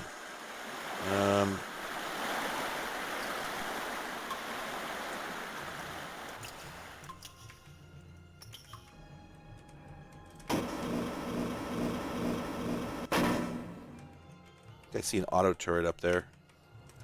I found an exit switch. Oh, maybe I have to hit all of those in order to exit? Maybe that's what's going on.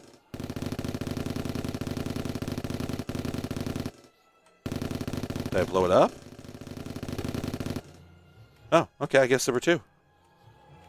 Alright, so we're at what looks like some sort of arena. Oh, yeah, okay. Oh man, the gun does not fire fast enough for me to just spin around in a circle. This is tragic.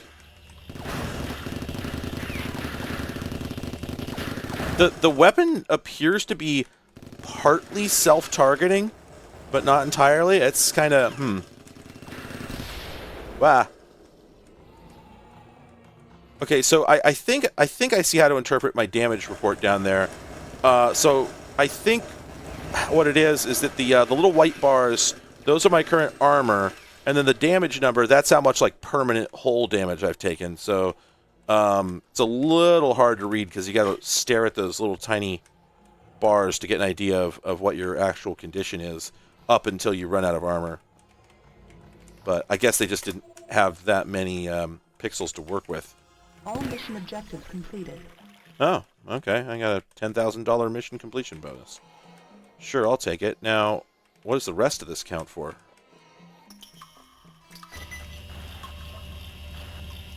See, like, okay, nothing about this really screams I'm in a car, other than the fact that we could get stuck between walls. Are you kidding?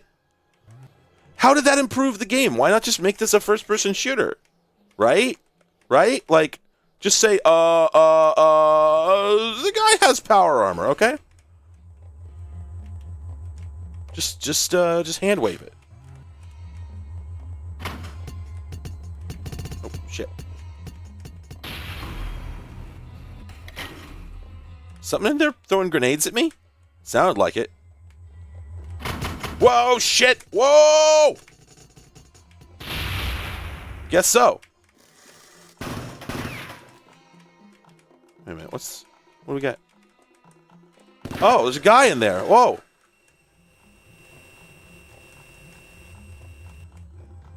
Whoa! What do I... Where is he gonna come out? Cause like, what they've done here is they've basically made a first-person shooter and then sort of pointlessly overlaid it with this conceit about it being a vehicle. And then, because that limited their options in, like, really unnecessary ways, they then went ahead and said, oh, well, the gun is auto-targeting, and when you drive up on, like, a stair, don't worry about it. You'll just sort of pop up on that. And, like, oh, shit, damn it. Ah, crap. I just failed a skill check. I was supposed to, come on, let's go before this thing wears off. There's no way I'm gonna make this. Oh, wow, okay, I last for quite some time. It's like, you know, we've got strafing and we've got... a hover tank just means you're a guy. You know what I mean? It just means you're a guy. But naturally you're going to have unnecessary limitations that make it worse than just being a guy. This was always the problem with vehicular combat games. It's like by the time you're done coming up with, you know, all the reasons that it's not worse than being a guy, you might as well just be a guy. You know? So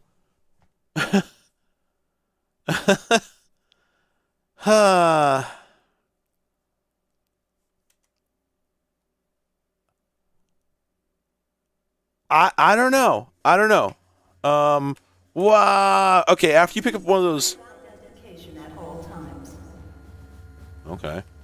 After you get one of those turbo boosts, it maxes out your throttle, and your throttle just stays maxed. Oh, hello. Oh, okay, if it bumps into you, it just freaks out. I was like, how are they going to deal with that? They didn't.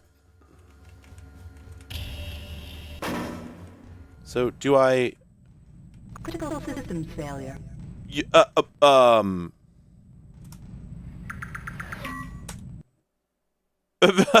What's that gonna do?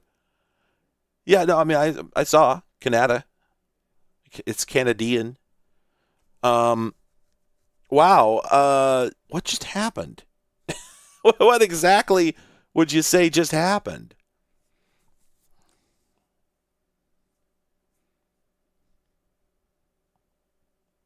Where is this going to start me from? It's going to be right after that last level, right? No. Wow. Wow. What a piece of shit. But this is cool. This is still very cool. Let's see that again. It's a mix of geometry and sprites. There's so much going on there for this little subtlety that like nobody's even going to notice because you could just drive over the edge, right? Man.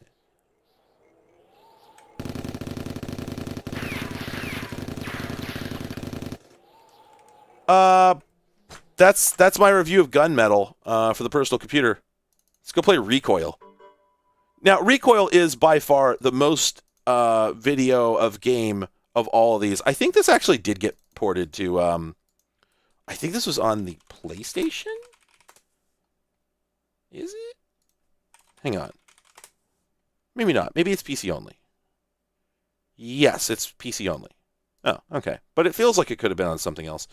640, Airbus 600. Yeah, that's all good. Oh, is this a Westwood game? No?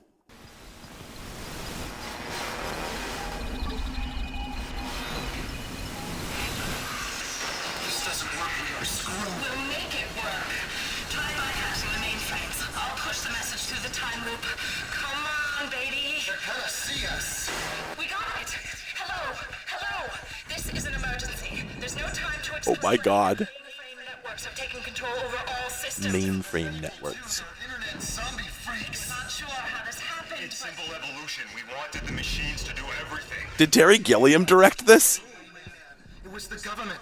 They wanted to fight wars by remote control and everything else. Oh, come on. We don't have much time. All destructive forces are network controlled. Except for one. Yeah, that one's ours. Brains worked out a program that allows someone from a remote outpost to control a BFT. How many characters are there here? Without exposing our position. 6? This attachment will allow you to take command over the vehicle. You're our last hope. You've got to go out there and fight. This is the next game. I hope so. This is Recoil, which has... Ah, shit! Okay, I'm sorry about that. Every time I start this game, it blares static, and I forgot.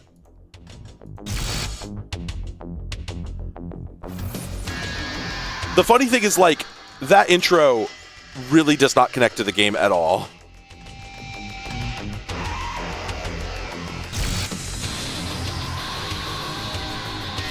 Holy shit!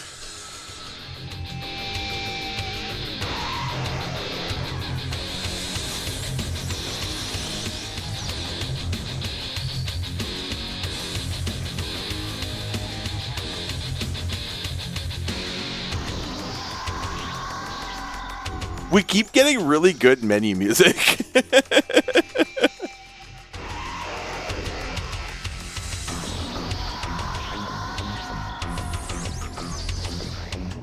This is just genuinely really, really good. Alright, variable.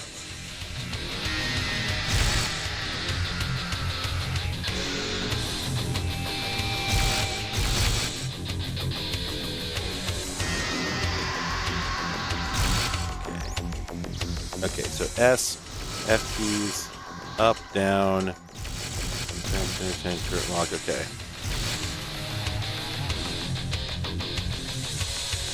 That's right, we use the mouse. I'm just refreshing myself with the controls because I haven't played this game in eons. Oh, that's right, V and G, okay. Yeah, this game has a bunch of, I guess we'll leave that where it is, actually, because the other F keys are in use. This game has a bunch of interesting 3D perspective stuff going on, as I recall.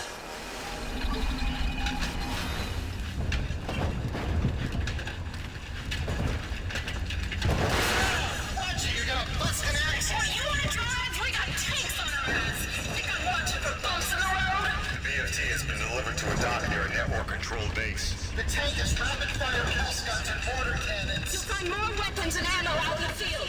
We'll contact you with details. Oh wait, these guys developed Death Drome? Well, that makes sense. I feel like the vehicular... More FMV. Find the force field power control and blast it to bits.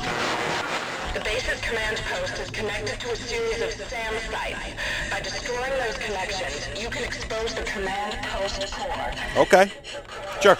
Why not? Fight off the forces that protect. My god, still? Then, target the control panels before the rockets launch. Your efforts will keep the resistance alive. Move on to the VTOL landing pad and guide the BFT into the cargo hold. The aircraft will transport you to the next campaign.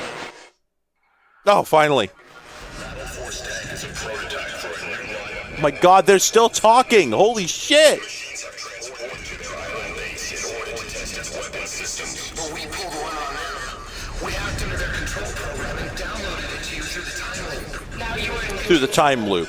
Yeah, don't worry about it. By the way, there's a time thing going on. Don't worry about it. It's fine, actually. Okay. Here's the important thing.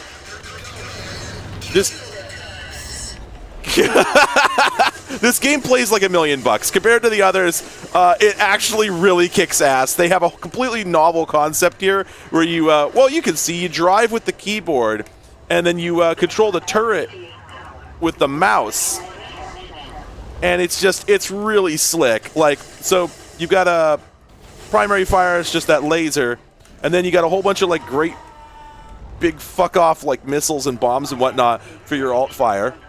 And your tank is pretty agile. Although if I recall correctly, let's see. I gotta remember how to do it, but you can do like a pretty... Yeah, there you go. You can do this bitchin' power slide. Yeah!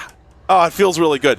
Compared to the other games, this has by far the best feeling vehicle mechanics. They're really, really good.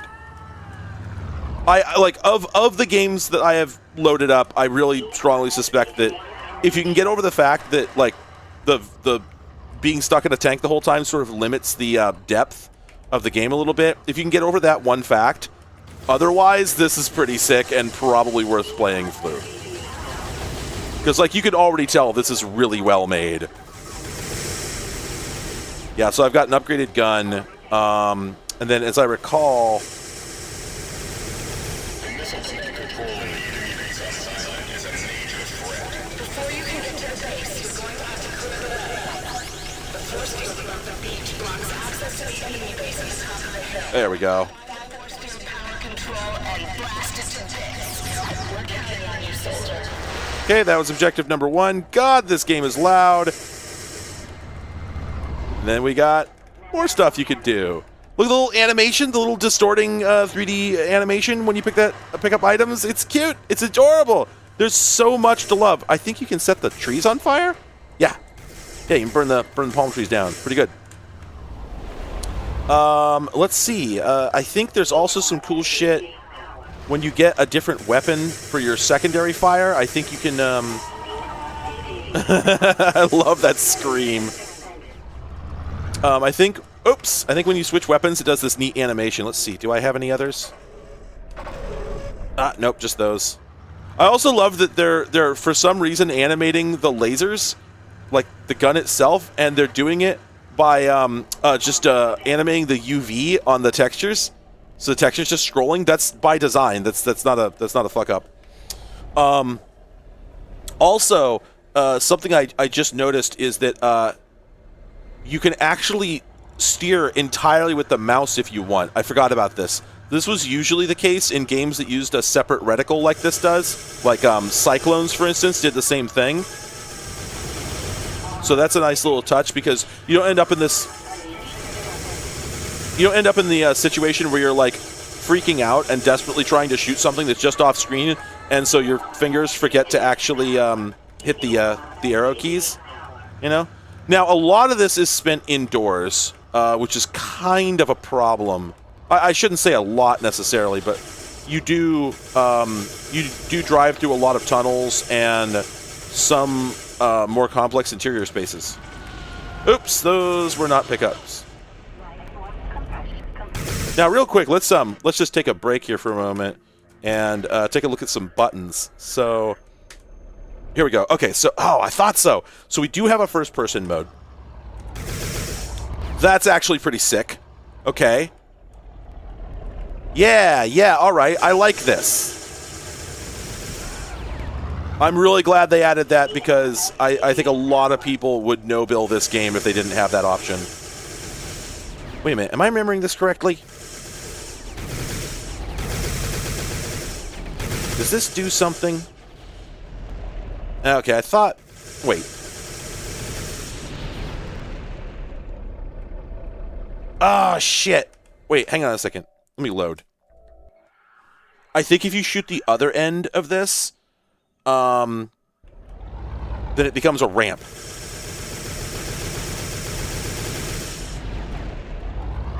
And I think you can use it. Yep. Look at that. You can actually fuck up. You can actually do this wrong and miss out on a bonus area. Like, I know that's not necessarily a good thing, but it's cool that they did it.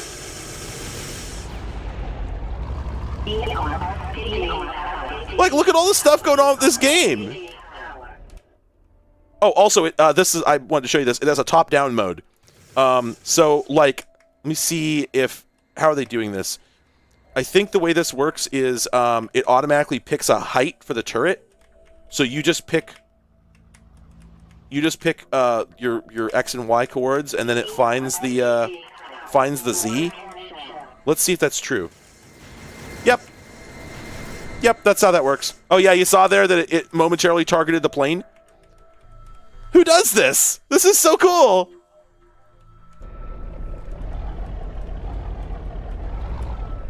Oops. Oh, that's the other thing I completely forgot. Later on, we get the ability to transform into 3 other modes. It's got a hover mode, a submarine mode, and I guess an amphibious mode? Yeah, I don't remember when any of that comes up. Oh, I also just realized that I have a, sniper scope down there in the lower left. Set to full charge. Incoming transmission. Beams connected to the SAM. When you knock out the beams, you'll expose the command post core. This has the same energy as a lot of the voice acting in, like, System Shock 2. There's just so much going on here. They're doing so much with this. I love it. Okay, now... Okay, shit is about to get really busy, as I recall. This area just, like, lights up fast. So, let's go. Oh, being attacked with mortars. Oh, okay. Explosions create craters. Sure. Why not? Deformable terrain in 1998. Why not? I think 98, 99? Okay, I just immediately got my ass handed to me. Like, tutorial section over. What we're looking for cover. There's a cave we have to drive into. Oh, shit! Oh, wait, I had some sort of health up that my tank just auto-applied.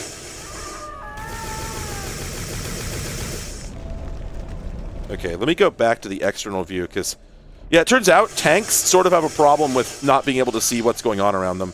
Who knew? Jesus! Getting bombed over here.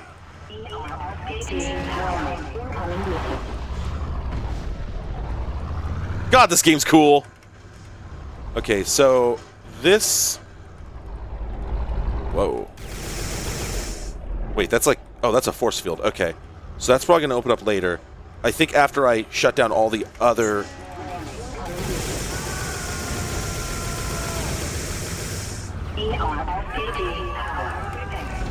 Oh, boy.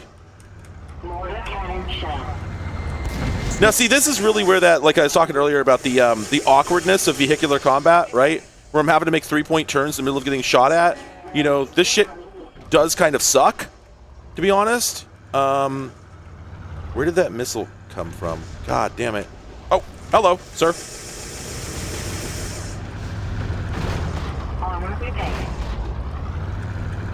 So I think what it is I'm supposed to drive around and blow up all of these power linkages. And when they're all gone, that thing in the middle will open up and I have to have a little bit of a boss fight. Okay, now I see the missile launcher. There it is. Okay, cool.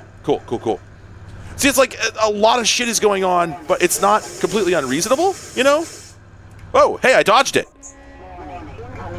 Oh, I'm not going to dodge that one. Whoa, shit! Okay, I guess I don't know where that one came from. I'm dodging them, but never on purpose, okay?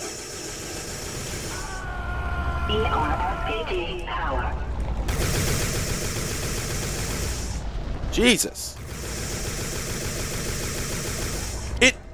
I don't know how to put this better than... It almost feels like it's supposed to be an even bigger game than it actually is. Do you know what I mean?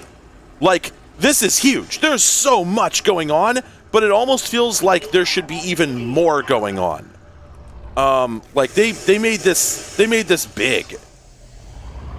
You know what it is that there's too many enemies for little old me. Not in a it's too hard sense, but in a what are they all here for? Shouldn't I have a whole army with me? You know, this is overkill for one little tank. Like, what are they doing right now if not fighting me?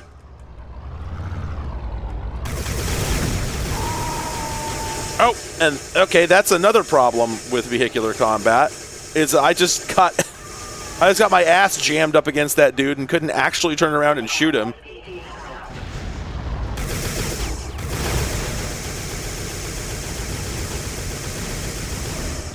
Napalm cannon on board.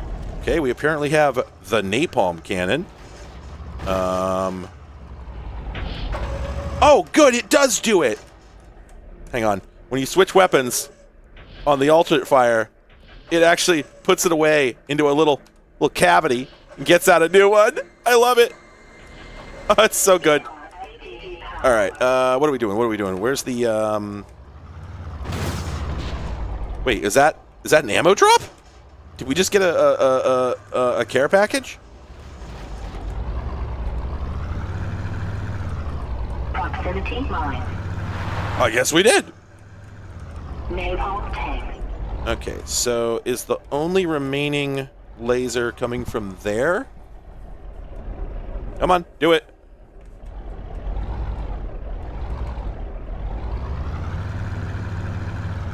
Oh, it's coming from over there. Okay.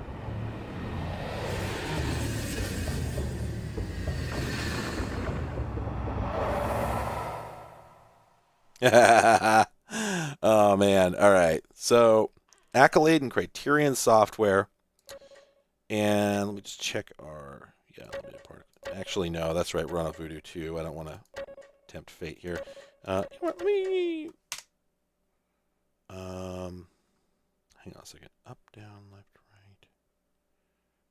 Okay, I have not adjusted my W. Oh, whoops. I wanted strafe right. Fire. Jump. Oh, whoops. There we go. Next weapon is tab. We can dive left and right. Sure, let me wire that up. Okay, there we go. Now what are our vehicle controls? Same, except... Okay, it's just left and right fire. Yeah, we'll do that. Parking brake is space. Mine drop, F. Okay, let's see if that works well. I have not seriously played this game.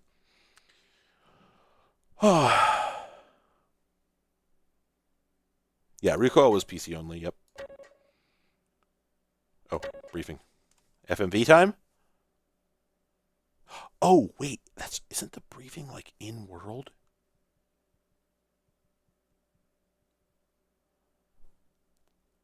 This is another game that I played back in the day and just thought like, holy fucking shit, this is really something. And then just I never played the full version, and I never really followed up on it. And I always meant to, because it looked amazing. It does some really interesting stuff.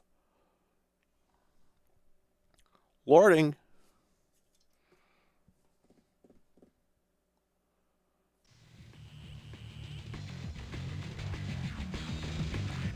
My God, the briefing is just a cutscene, like an in-game cutscene. All right, that was those two guys who lived behind the gas station with Redline This, sure to be a #1 hit here in Stadium City, since nobody else has any instruments.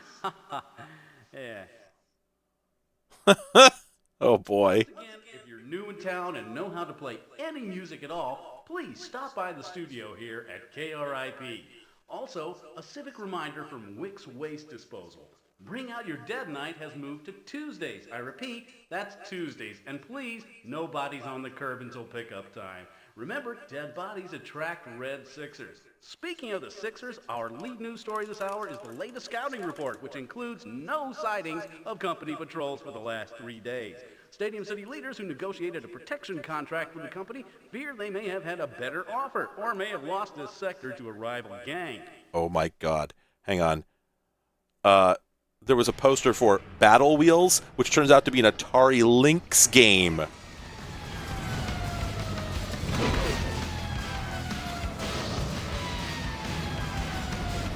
So this looks like another of those stupid fucking Sport of the Future games, but I don't think it is. I'm seeing some combat vehicles here around the studio.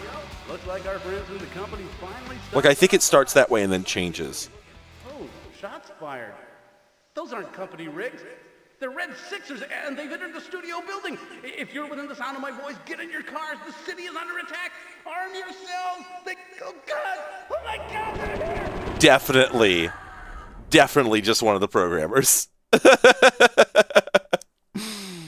Yeah, it was so hard to get a story out with early polygonal graphics. It was so difficult, but hats off to all the brave soldiers who tried.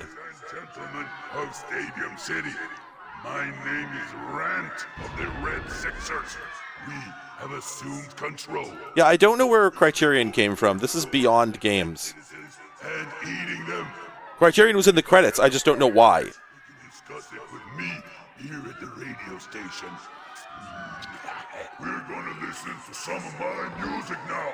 Anybody has a problem with that, they can take it up with me here at the radio station. So, yeah. My lord. Oh my God. This is so very much from the fucking 90s. Anyway, so we actually have, like, a proper first-person shooter interface.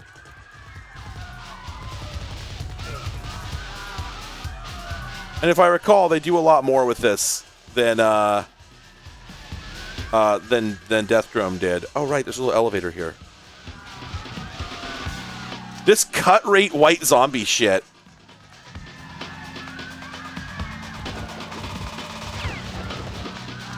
Okay, good, there is ammo.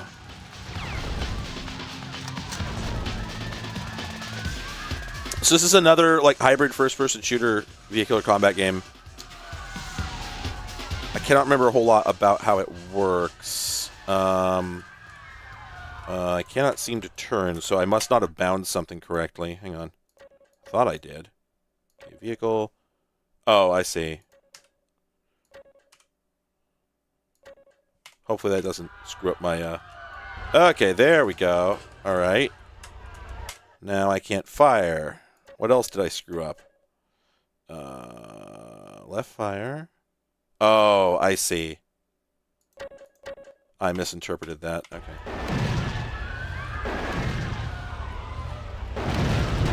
There we go. Okay.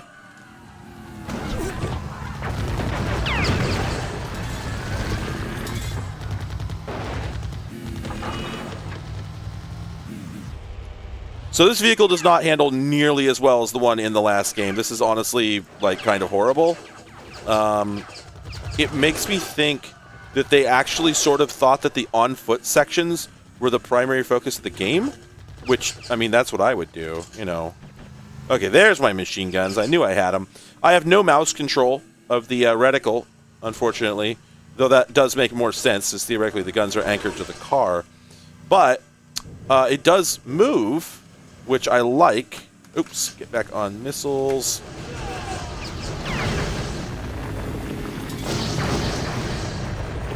Okay, so like that's not bad, right? You can see I can cope with the combat, so it's not all bad. It's just a little lumbering. And honestly, like if you're making a vehicular combat game, don't make the cars drive like real cars, even remotely. Make them silly, stupid hover tanks. I think that's the better way to go. Funny thing about scorpions is, some people say the big black ones that'll kill you. Others say the little.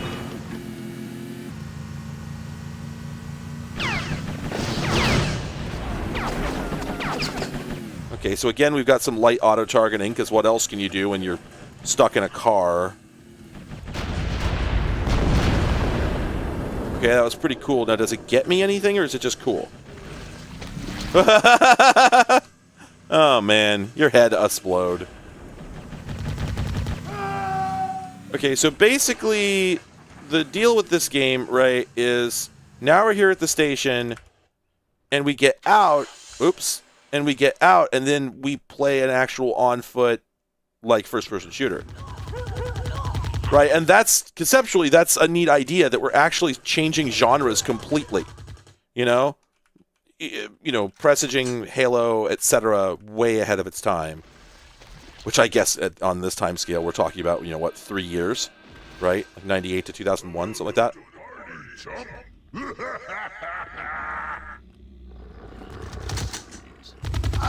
Is the American Megatrends BIOS you're talking about, is that the one that has what looks like a fake Windows 3.1 BIOS? Because they put that on a whole bunch of OEM machines. Oh. And also a couple of laptops, I should mention. Wow, is there like fake motion blur? Whoa! Oh, wait, that's where I was supposed to go? Okay, so what? Do I just stun lock this guy until I hopefully win? Is that the play here? Oh, I got other weapons. I didn't even notice it. Lost my later days, asshole. Ooh. Wow. Wow. Hey there, buddy. My name is Bork. Company sent me. Looks like you took care of business here. Your petition to join has been accepted. This voice acting is incredible. Someone I want you to meet. Wow. Again, like they're struggling with the early 3D, but they're doing it. They're making it happen. Yeah, only vocal fry. Just. Pardon me. This game is really something. Wait, you can get electric gas? They got electric petrol. Oh, pill bugs. Big ones. I love them. I love it when a game tries. You know, honestly. Boss's name's Liddy, and he's waiting to talk to you. Oh, this is so good. The fucking Quake 1 cinematic. This is worse than... Like, obviously I love this and I respect it, but it does look objectively worse than Kingpin, Life of Crime, in several ways.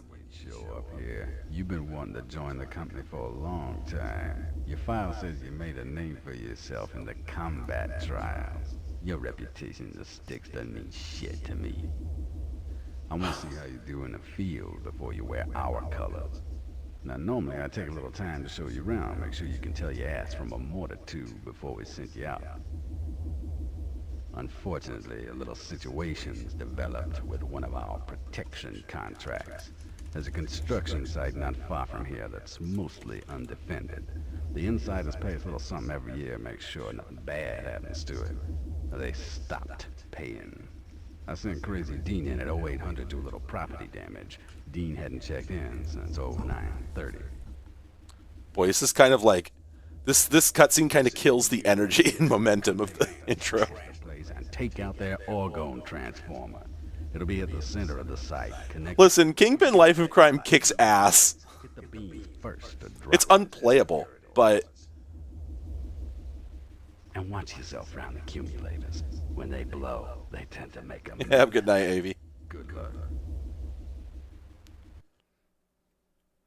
That whole cinematic, like, if I'd had a gun to my head, I could not have followed that.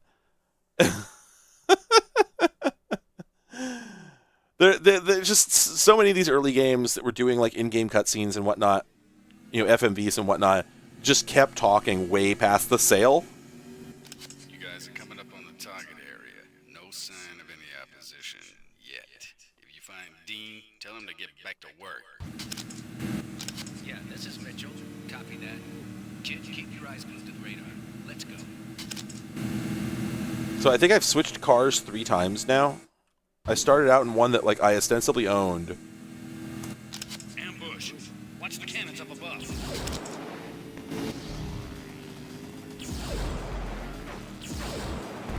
Oh, okay. You gotta like hit enter to make that go away.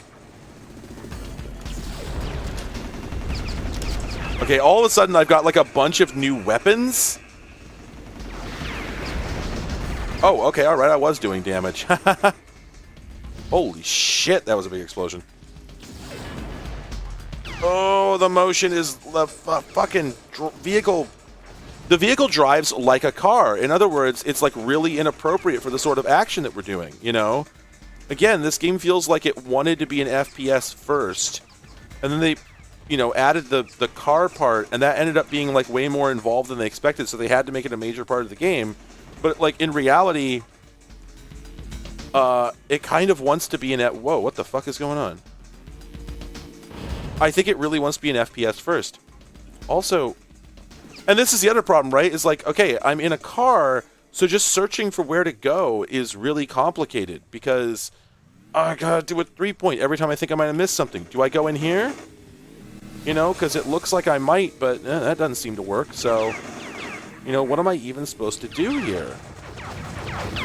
But now that's just the 90s game experience in a nutshell. What do I even do here is just like what you were saying all the time. Okay, so I thought maybe I needed to go in that door, but I guess not. There is a handbrake. Yeah, I guess actually that's sort of, I hadn't thought about that. You can use that to fast turn, but like I think probably they cranked that up way past what it really should have been when they realized that was the only way to quickly turn around and that you really badly needed a way to do that. Yeah, I don't think that really... I don't think it really helps it because, like, yeah, you can do it, but it feels so bad, you know. Yeah, what do I do? Where do I go? Did I miss... Well, I mean, obviously I missed something, but... I think that crack in the wall I was shooting at might actually be relevant. Or... is this what's up?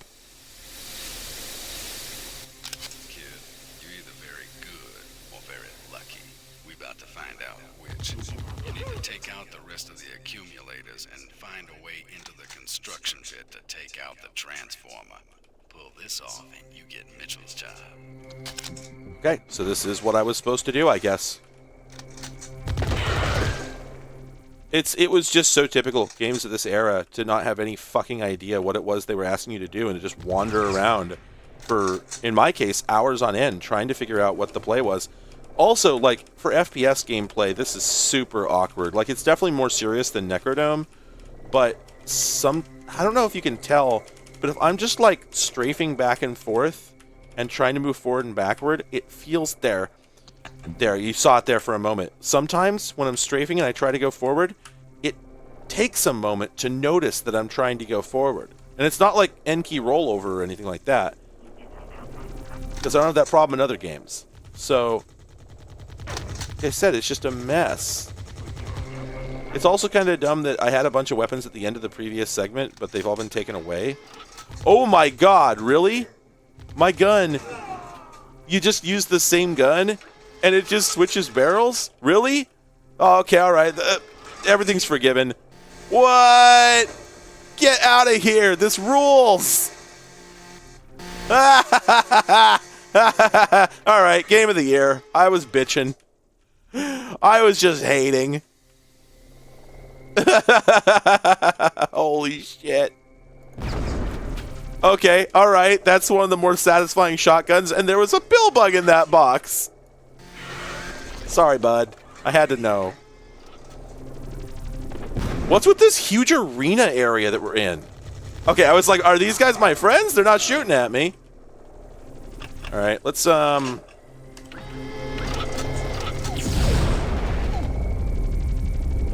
Oh, shit. Oh, shit, that's gonna kill me, ain't it?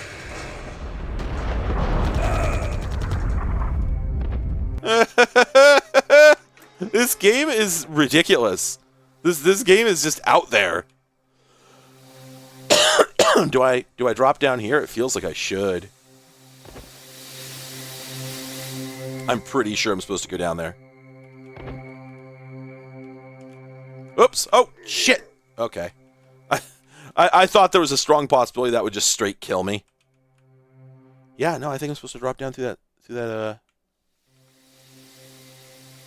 Yeah, Interstate 76 is fascinating to me because back in the day I played it briefly. More than briefly. I mostly had the demo. I don't think I ever got the full version. But, oh. Wait, so I don't go through the hole in the floor? Can I save? Yes, I can save. I played Interstate 76 and 78. Was that the sequel? Back in the day. And I always thought that it was fascinating. And I always wanted to go back and play it again now that I'm like a growed up and I understand how to do stuff and appreciate things. The trouble is, it's very, very hard to get it to run on modern computers properly. I think I even have the GOG version and couldn't get it to run. Though I need to try that again. Oh, there's... Wait, there's a hole in the wall here. Huh. Okay. Alright, I'll take it. Yeah, there's like a visible hole in the wall there, and if I had a vehicle, I think I could blow it open. Interstate 82, there we go.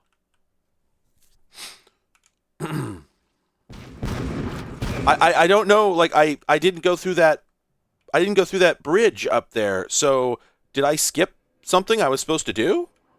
I wonder? Ooh, hey, a car. Oh, it's a weird little guy, too. Okay, so, like, I guess you kind of don't really upgrade your car or anything because your car is just constantly getting replaced. Which, like, okay, I guess. Wait, are those on-foot only goodies? Yes, they are. Whoa, that was a Wolfenstein 3D ass health sound effect. Oh. Well, there's my answer. You know, that's what that's all about, I guess. Oh, this thing drives like shit. This drives so bad. Wait. This car has a shotgun. This is a shotgun technical. Who does that?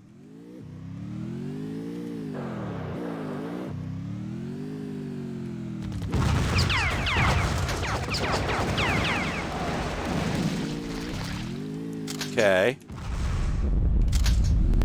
Oh, I guess one shot does it. Okay. Just a dab will do ya.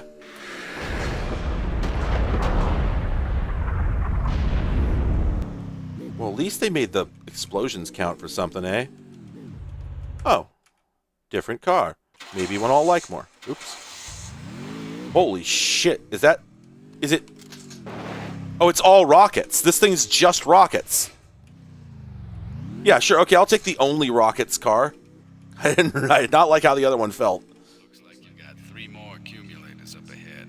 The guys okay. perforating are the leper gang. Don't feel bad. If you didn't cap these assholes, eventually they'd fall apart. Jesus! This guy is just great AI, dudes. This guy's just blasting away.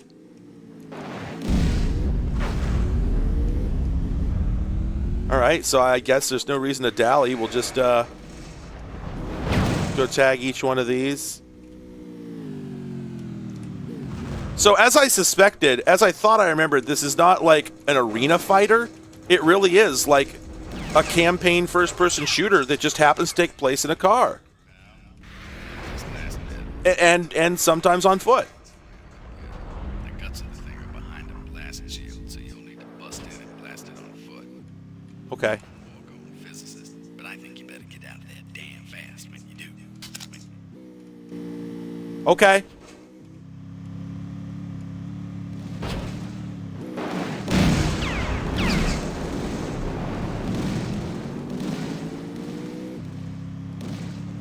Oregon physicist.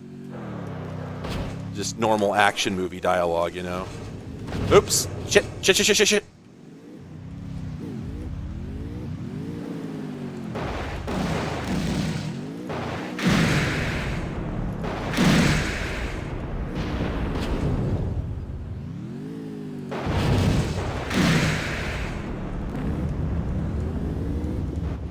You just opened up an exit tunnel that'll drop you down to the main gate. Get clear before that thing blows.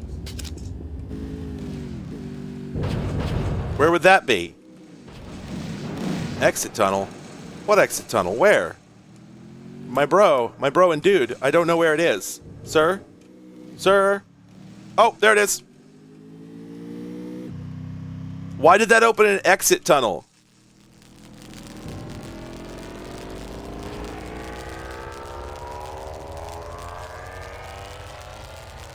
Oh yeah, Shogo. Yeah, you're right.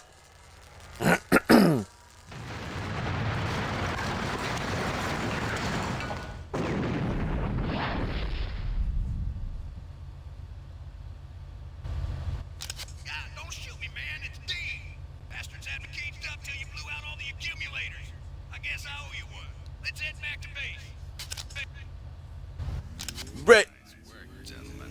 You know, I got into this work because I just really like blowing. No, Shogo was on Lithtech.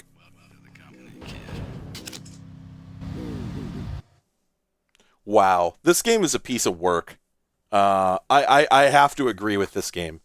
I'm really not disappointed. I have never played this game past the first couple of minutes because, again, like every time I looked at it, I'm just like, oh, I gotta play this on stream. With you, kid. You stick with the company, we'll treat you right. Which brings me to your next assignment. About the time you joined us, a junior executive with the company left us for a rival firm. We tracked him to a Templar outpost on the border of our turf. He assumed we didn't Fucking Quake 2 grunt animations. Once we got a fix on his position, we taught him a little object lesson in company politics. Once you're in for life. Normally, that would be the end of the problem. But when he left, the son of a bitch stole my rig. Now, this isn't your typical battle wheels vehicle. We have access to inside. Reference to our game from 1993. Everybody if this stuff doesn't wind up in the wrong hands. Especially if I got psychos like the Templar. The voices are mixed so low that you can never really hear the briefing. The Templars are one of those religious gangs you see crop up on the outside from time to time. They're better organized than most, but I read their pitch and it's the usual end of the world, cleanse the earth horse shit. Difference is, the Templars seem to think that old 20th century monster movies were real, and that someday all those things will come back and the Templars will be their pets or some shit. I guess it's kind of comforting if you don't think about it too hard. Now, their base is in our satellite footprint. There's a lot of world building here. Since they took it in. I want you to go in there and get it back. And I want you to remind them that in these bad new days, the company is the only monster that runs shit on the outside. Wow. This is a piece of work. This was the problem I had with games back in the day, is just that the cutscenes were too goddamn long. And like nothing happens. It's just a dude talking.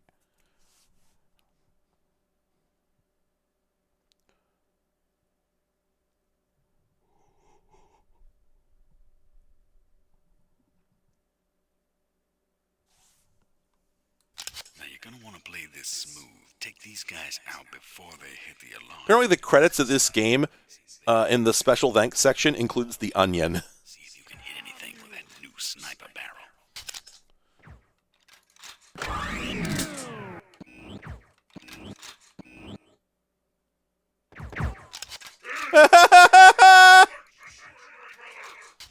They just gib!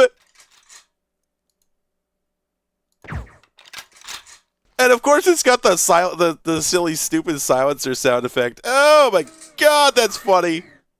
That's not what I was not expecting them to just burst into like Unreal Tournament 99 gibs. Or no, not even Unreal Tournament, just Unreal gibs. Oops.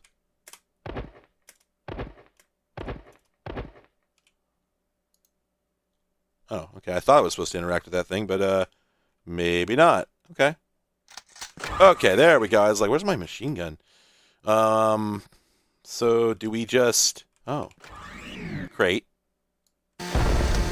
The sound effects in games of this era were so janky. It was so common for them to just not play. Alright. Oh, we got lasers this time. Or some shit. Very nice. You can see why we didn't send Dean on this. Now play it cool into the base. Did I just die? Oh my god. Whoa. That was kind of sick, actually. That was actually kind of fucking cool. Like, I shouldn't have survived. You know, that's sort of dorky, but... Man. This is a game called Redline to anybody who's just joining. And it is a hybrid on-foot / vehicle first-person shooter from like 1999, 98. Gotta be 99. And I've been thinking about this game for decades. Okay, that's a pickup, but I think it's a car pickup, so I'm not going to be able to grab it, right? Yep, car pickup. They just realized you're not here to convert. Lock and load, kid. It's a little late for that, bud. Oops. Is this dude just going to run me over? It's like I'm being carless puts me in a bit of a situation here. Oh wow, I'm about to die.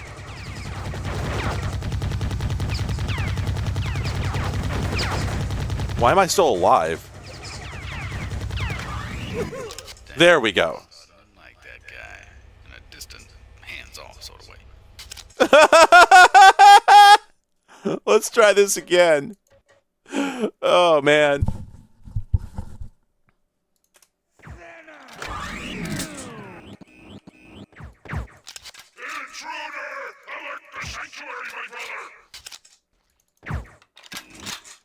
God, that's funny. That they just explode and there's no sound effect. Like, probably up close there would be a sound effect, but because I'm all the way over here, etc., etc., etc. Alright.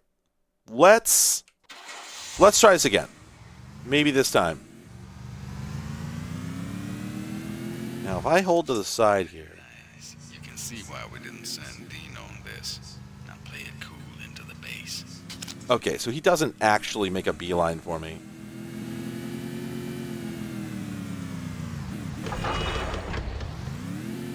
I have no idea what the power-up did.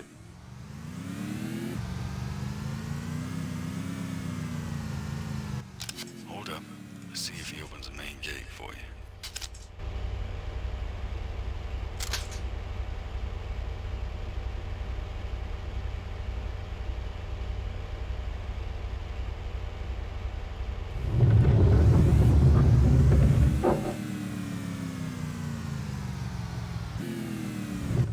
What if I pass code, my son? Passcodes? Give me my rig, you psycho screwhead bitch. Well, so much for playing it cool. Looks like it's time to kick some. Please use normal override. Shit.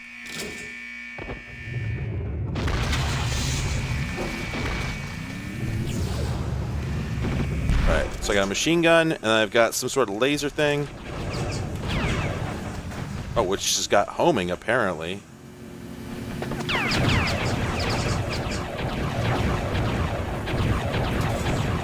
Okay, so I can just sort of go nuts with these. Don't even really gotta aim. Alright, I'll take it. Alright, alright, alright. Bumble dicking. I'm being accused of bumble dicking. Sir, you blew our cover. Alright? Don't be coming at me and suggesting that I'm the one who's acting unprofessionally. Okay, good. There we go. I got some armor upgrades. Immediately wasted them. That's fine.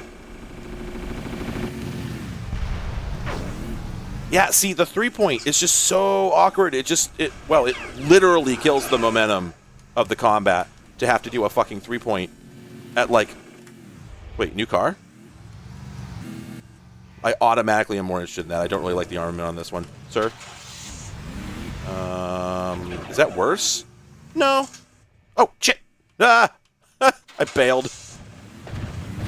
This might be worse than the car I had, but we'll find out.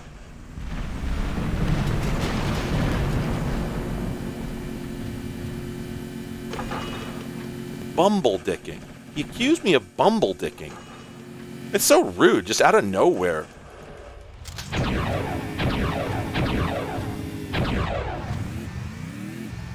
What am I doing? What's the goal here? Like, I'm supposed to go in somewhere, but I don't know. Wait, is that it? That's probably it. It wasn't. Okay, I do not have as much ammo as I wish I had for fucking around, so... 360, no scope. Let's go. Holy shit!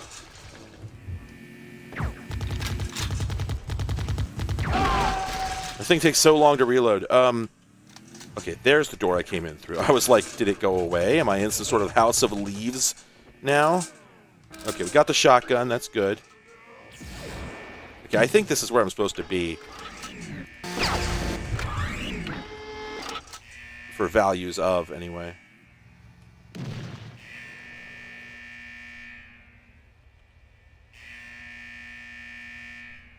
Yeah, and, you know, I guess I can't say that bumble dicking is a bad word.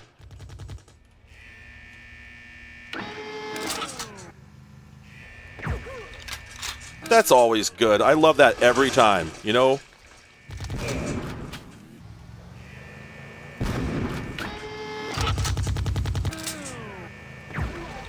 Always good. It's always good. Every single time that I do it, it's fucking fantastic. Wait, did these guys explode?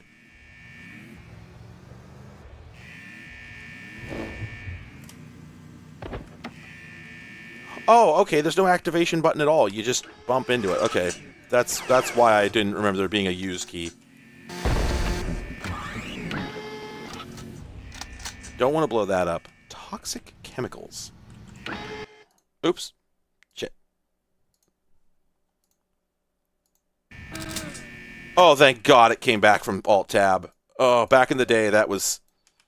It's reminding me I should save. All right, do I... Okay, here we go. The main base is underground. I'm patched into the camera on your chest plate, so I'll see what you see. Watch So I'm a cop?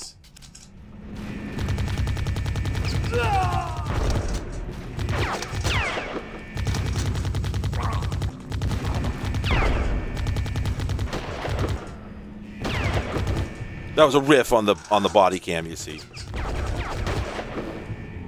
See, I think my assertion that this game was primarily envisioned as a first-person shooter, I really think that's probably the case.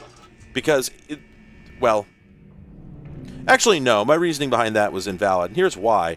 I started this stream by talking about how the reason that vehicular combat games fell out of favor is because you cannot make rich narrative experiences with them. Because at any given moment, all you're doing is sitting at the wheel of a car while a story goes on around you. You can't be an active participant in it from within a car because cars only have 3 verbs. Accelerate, reverse, and turn. There's nothing else you can do with a car. You can't push buttons. You can't talk to people. You can't, read computer terminals. All the tropes that we've used to give you verbs in first-person combat games of the sort that were extremely popular at this point in time. This was like... The first-person shooter was the platform game, the shitty licensed tie-in platform game of this era, because it was just the default way to allow the player to interact in an action environment with well, anyway, it was the default game basically for a while, and yeah, it had flaws, and those flaws are the reason that we've essentially killed the genre. The campaign first-person shooter is basically dead, with tiny exceptions that prove the rule. And the reason for that is extremely complicated and doesn't really matter. The reason that it was alive for a long time, the reason that we made so many of these damn things is because,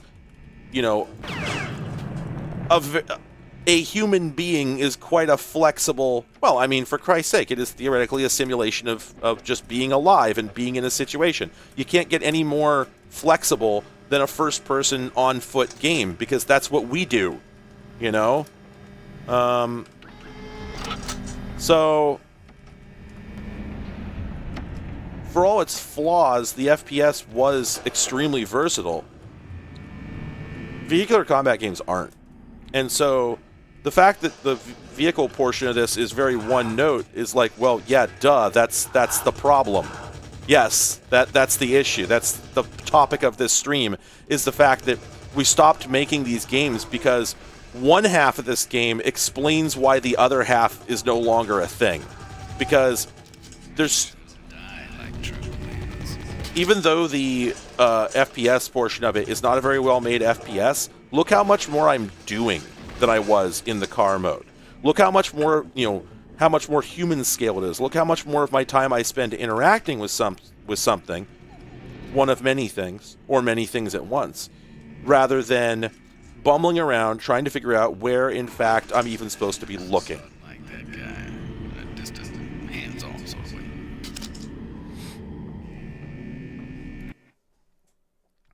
Like I said, it explains itself. I think I'm probably going to call it right there. This has been fun. This is something I've wanted to do for a really, really long time, was to play through this exact set of games. And, I had a good time doing it. And I'm not saying, of course, that there aren't any exceptions to, any of these rules that I've laid out here, but it's just, I really do think that it speaks for itself that, cars are very monotonous. They're very one note. And on the one hand, I sometimes think to myself, oh man, why did we stop doing this? And then I try games like this and I'm like, oh, I see. I see exactly why we did. Because I think in this whole stream, the only one of these games that actually feels like it should exist in the form that it exists is the one right before this, Recoil, where you play as a little tank. that actually feels like it takes place in, a context where, well, I mean, it's a military simulation, right? That's the difference between that and all these other games. You can get away with a heavy vehicle focus in a military simulation because wars take place at a very large scale, and because the militaries have very good reasons to create really silly vehicles, that let them, that can actually be squeezed into small spaces and do interesting things, rather than just, move slowly forward and back and make 3-point turns. So that conceit makes it all work, I think, in a way that isn't really possible in your silly, sport of the future context, or, yeah. Well, and I guess Gunmetal was also doing the military thing, and that scanned a little bit better. But again, the vehicle they created was so agile, because that's the problem, is it's too far in the future, right? You get far enough into the future and you just start going, why car? Why not power armor? Power armor makes a lot more sense. Wait, I'm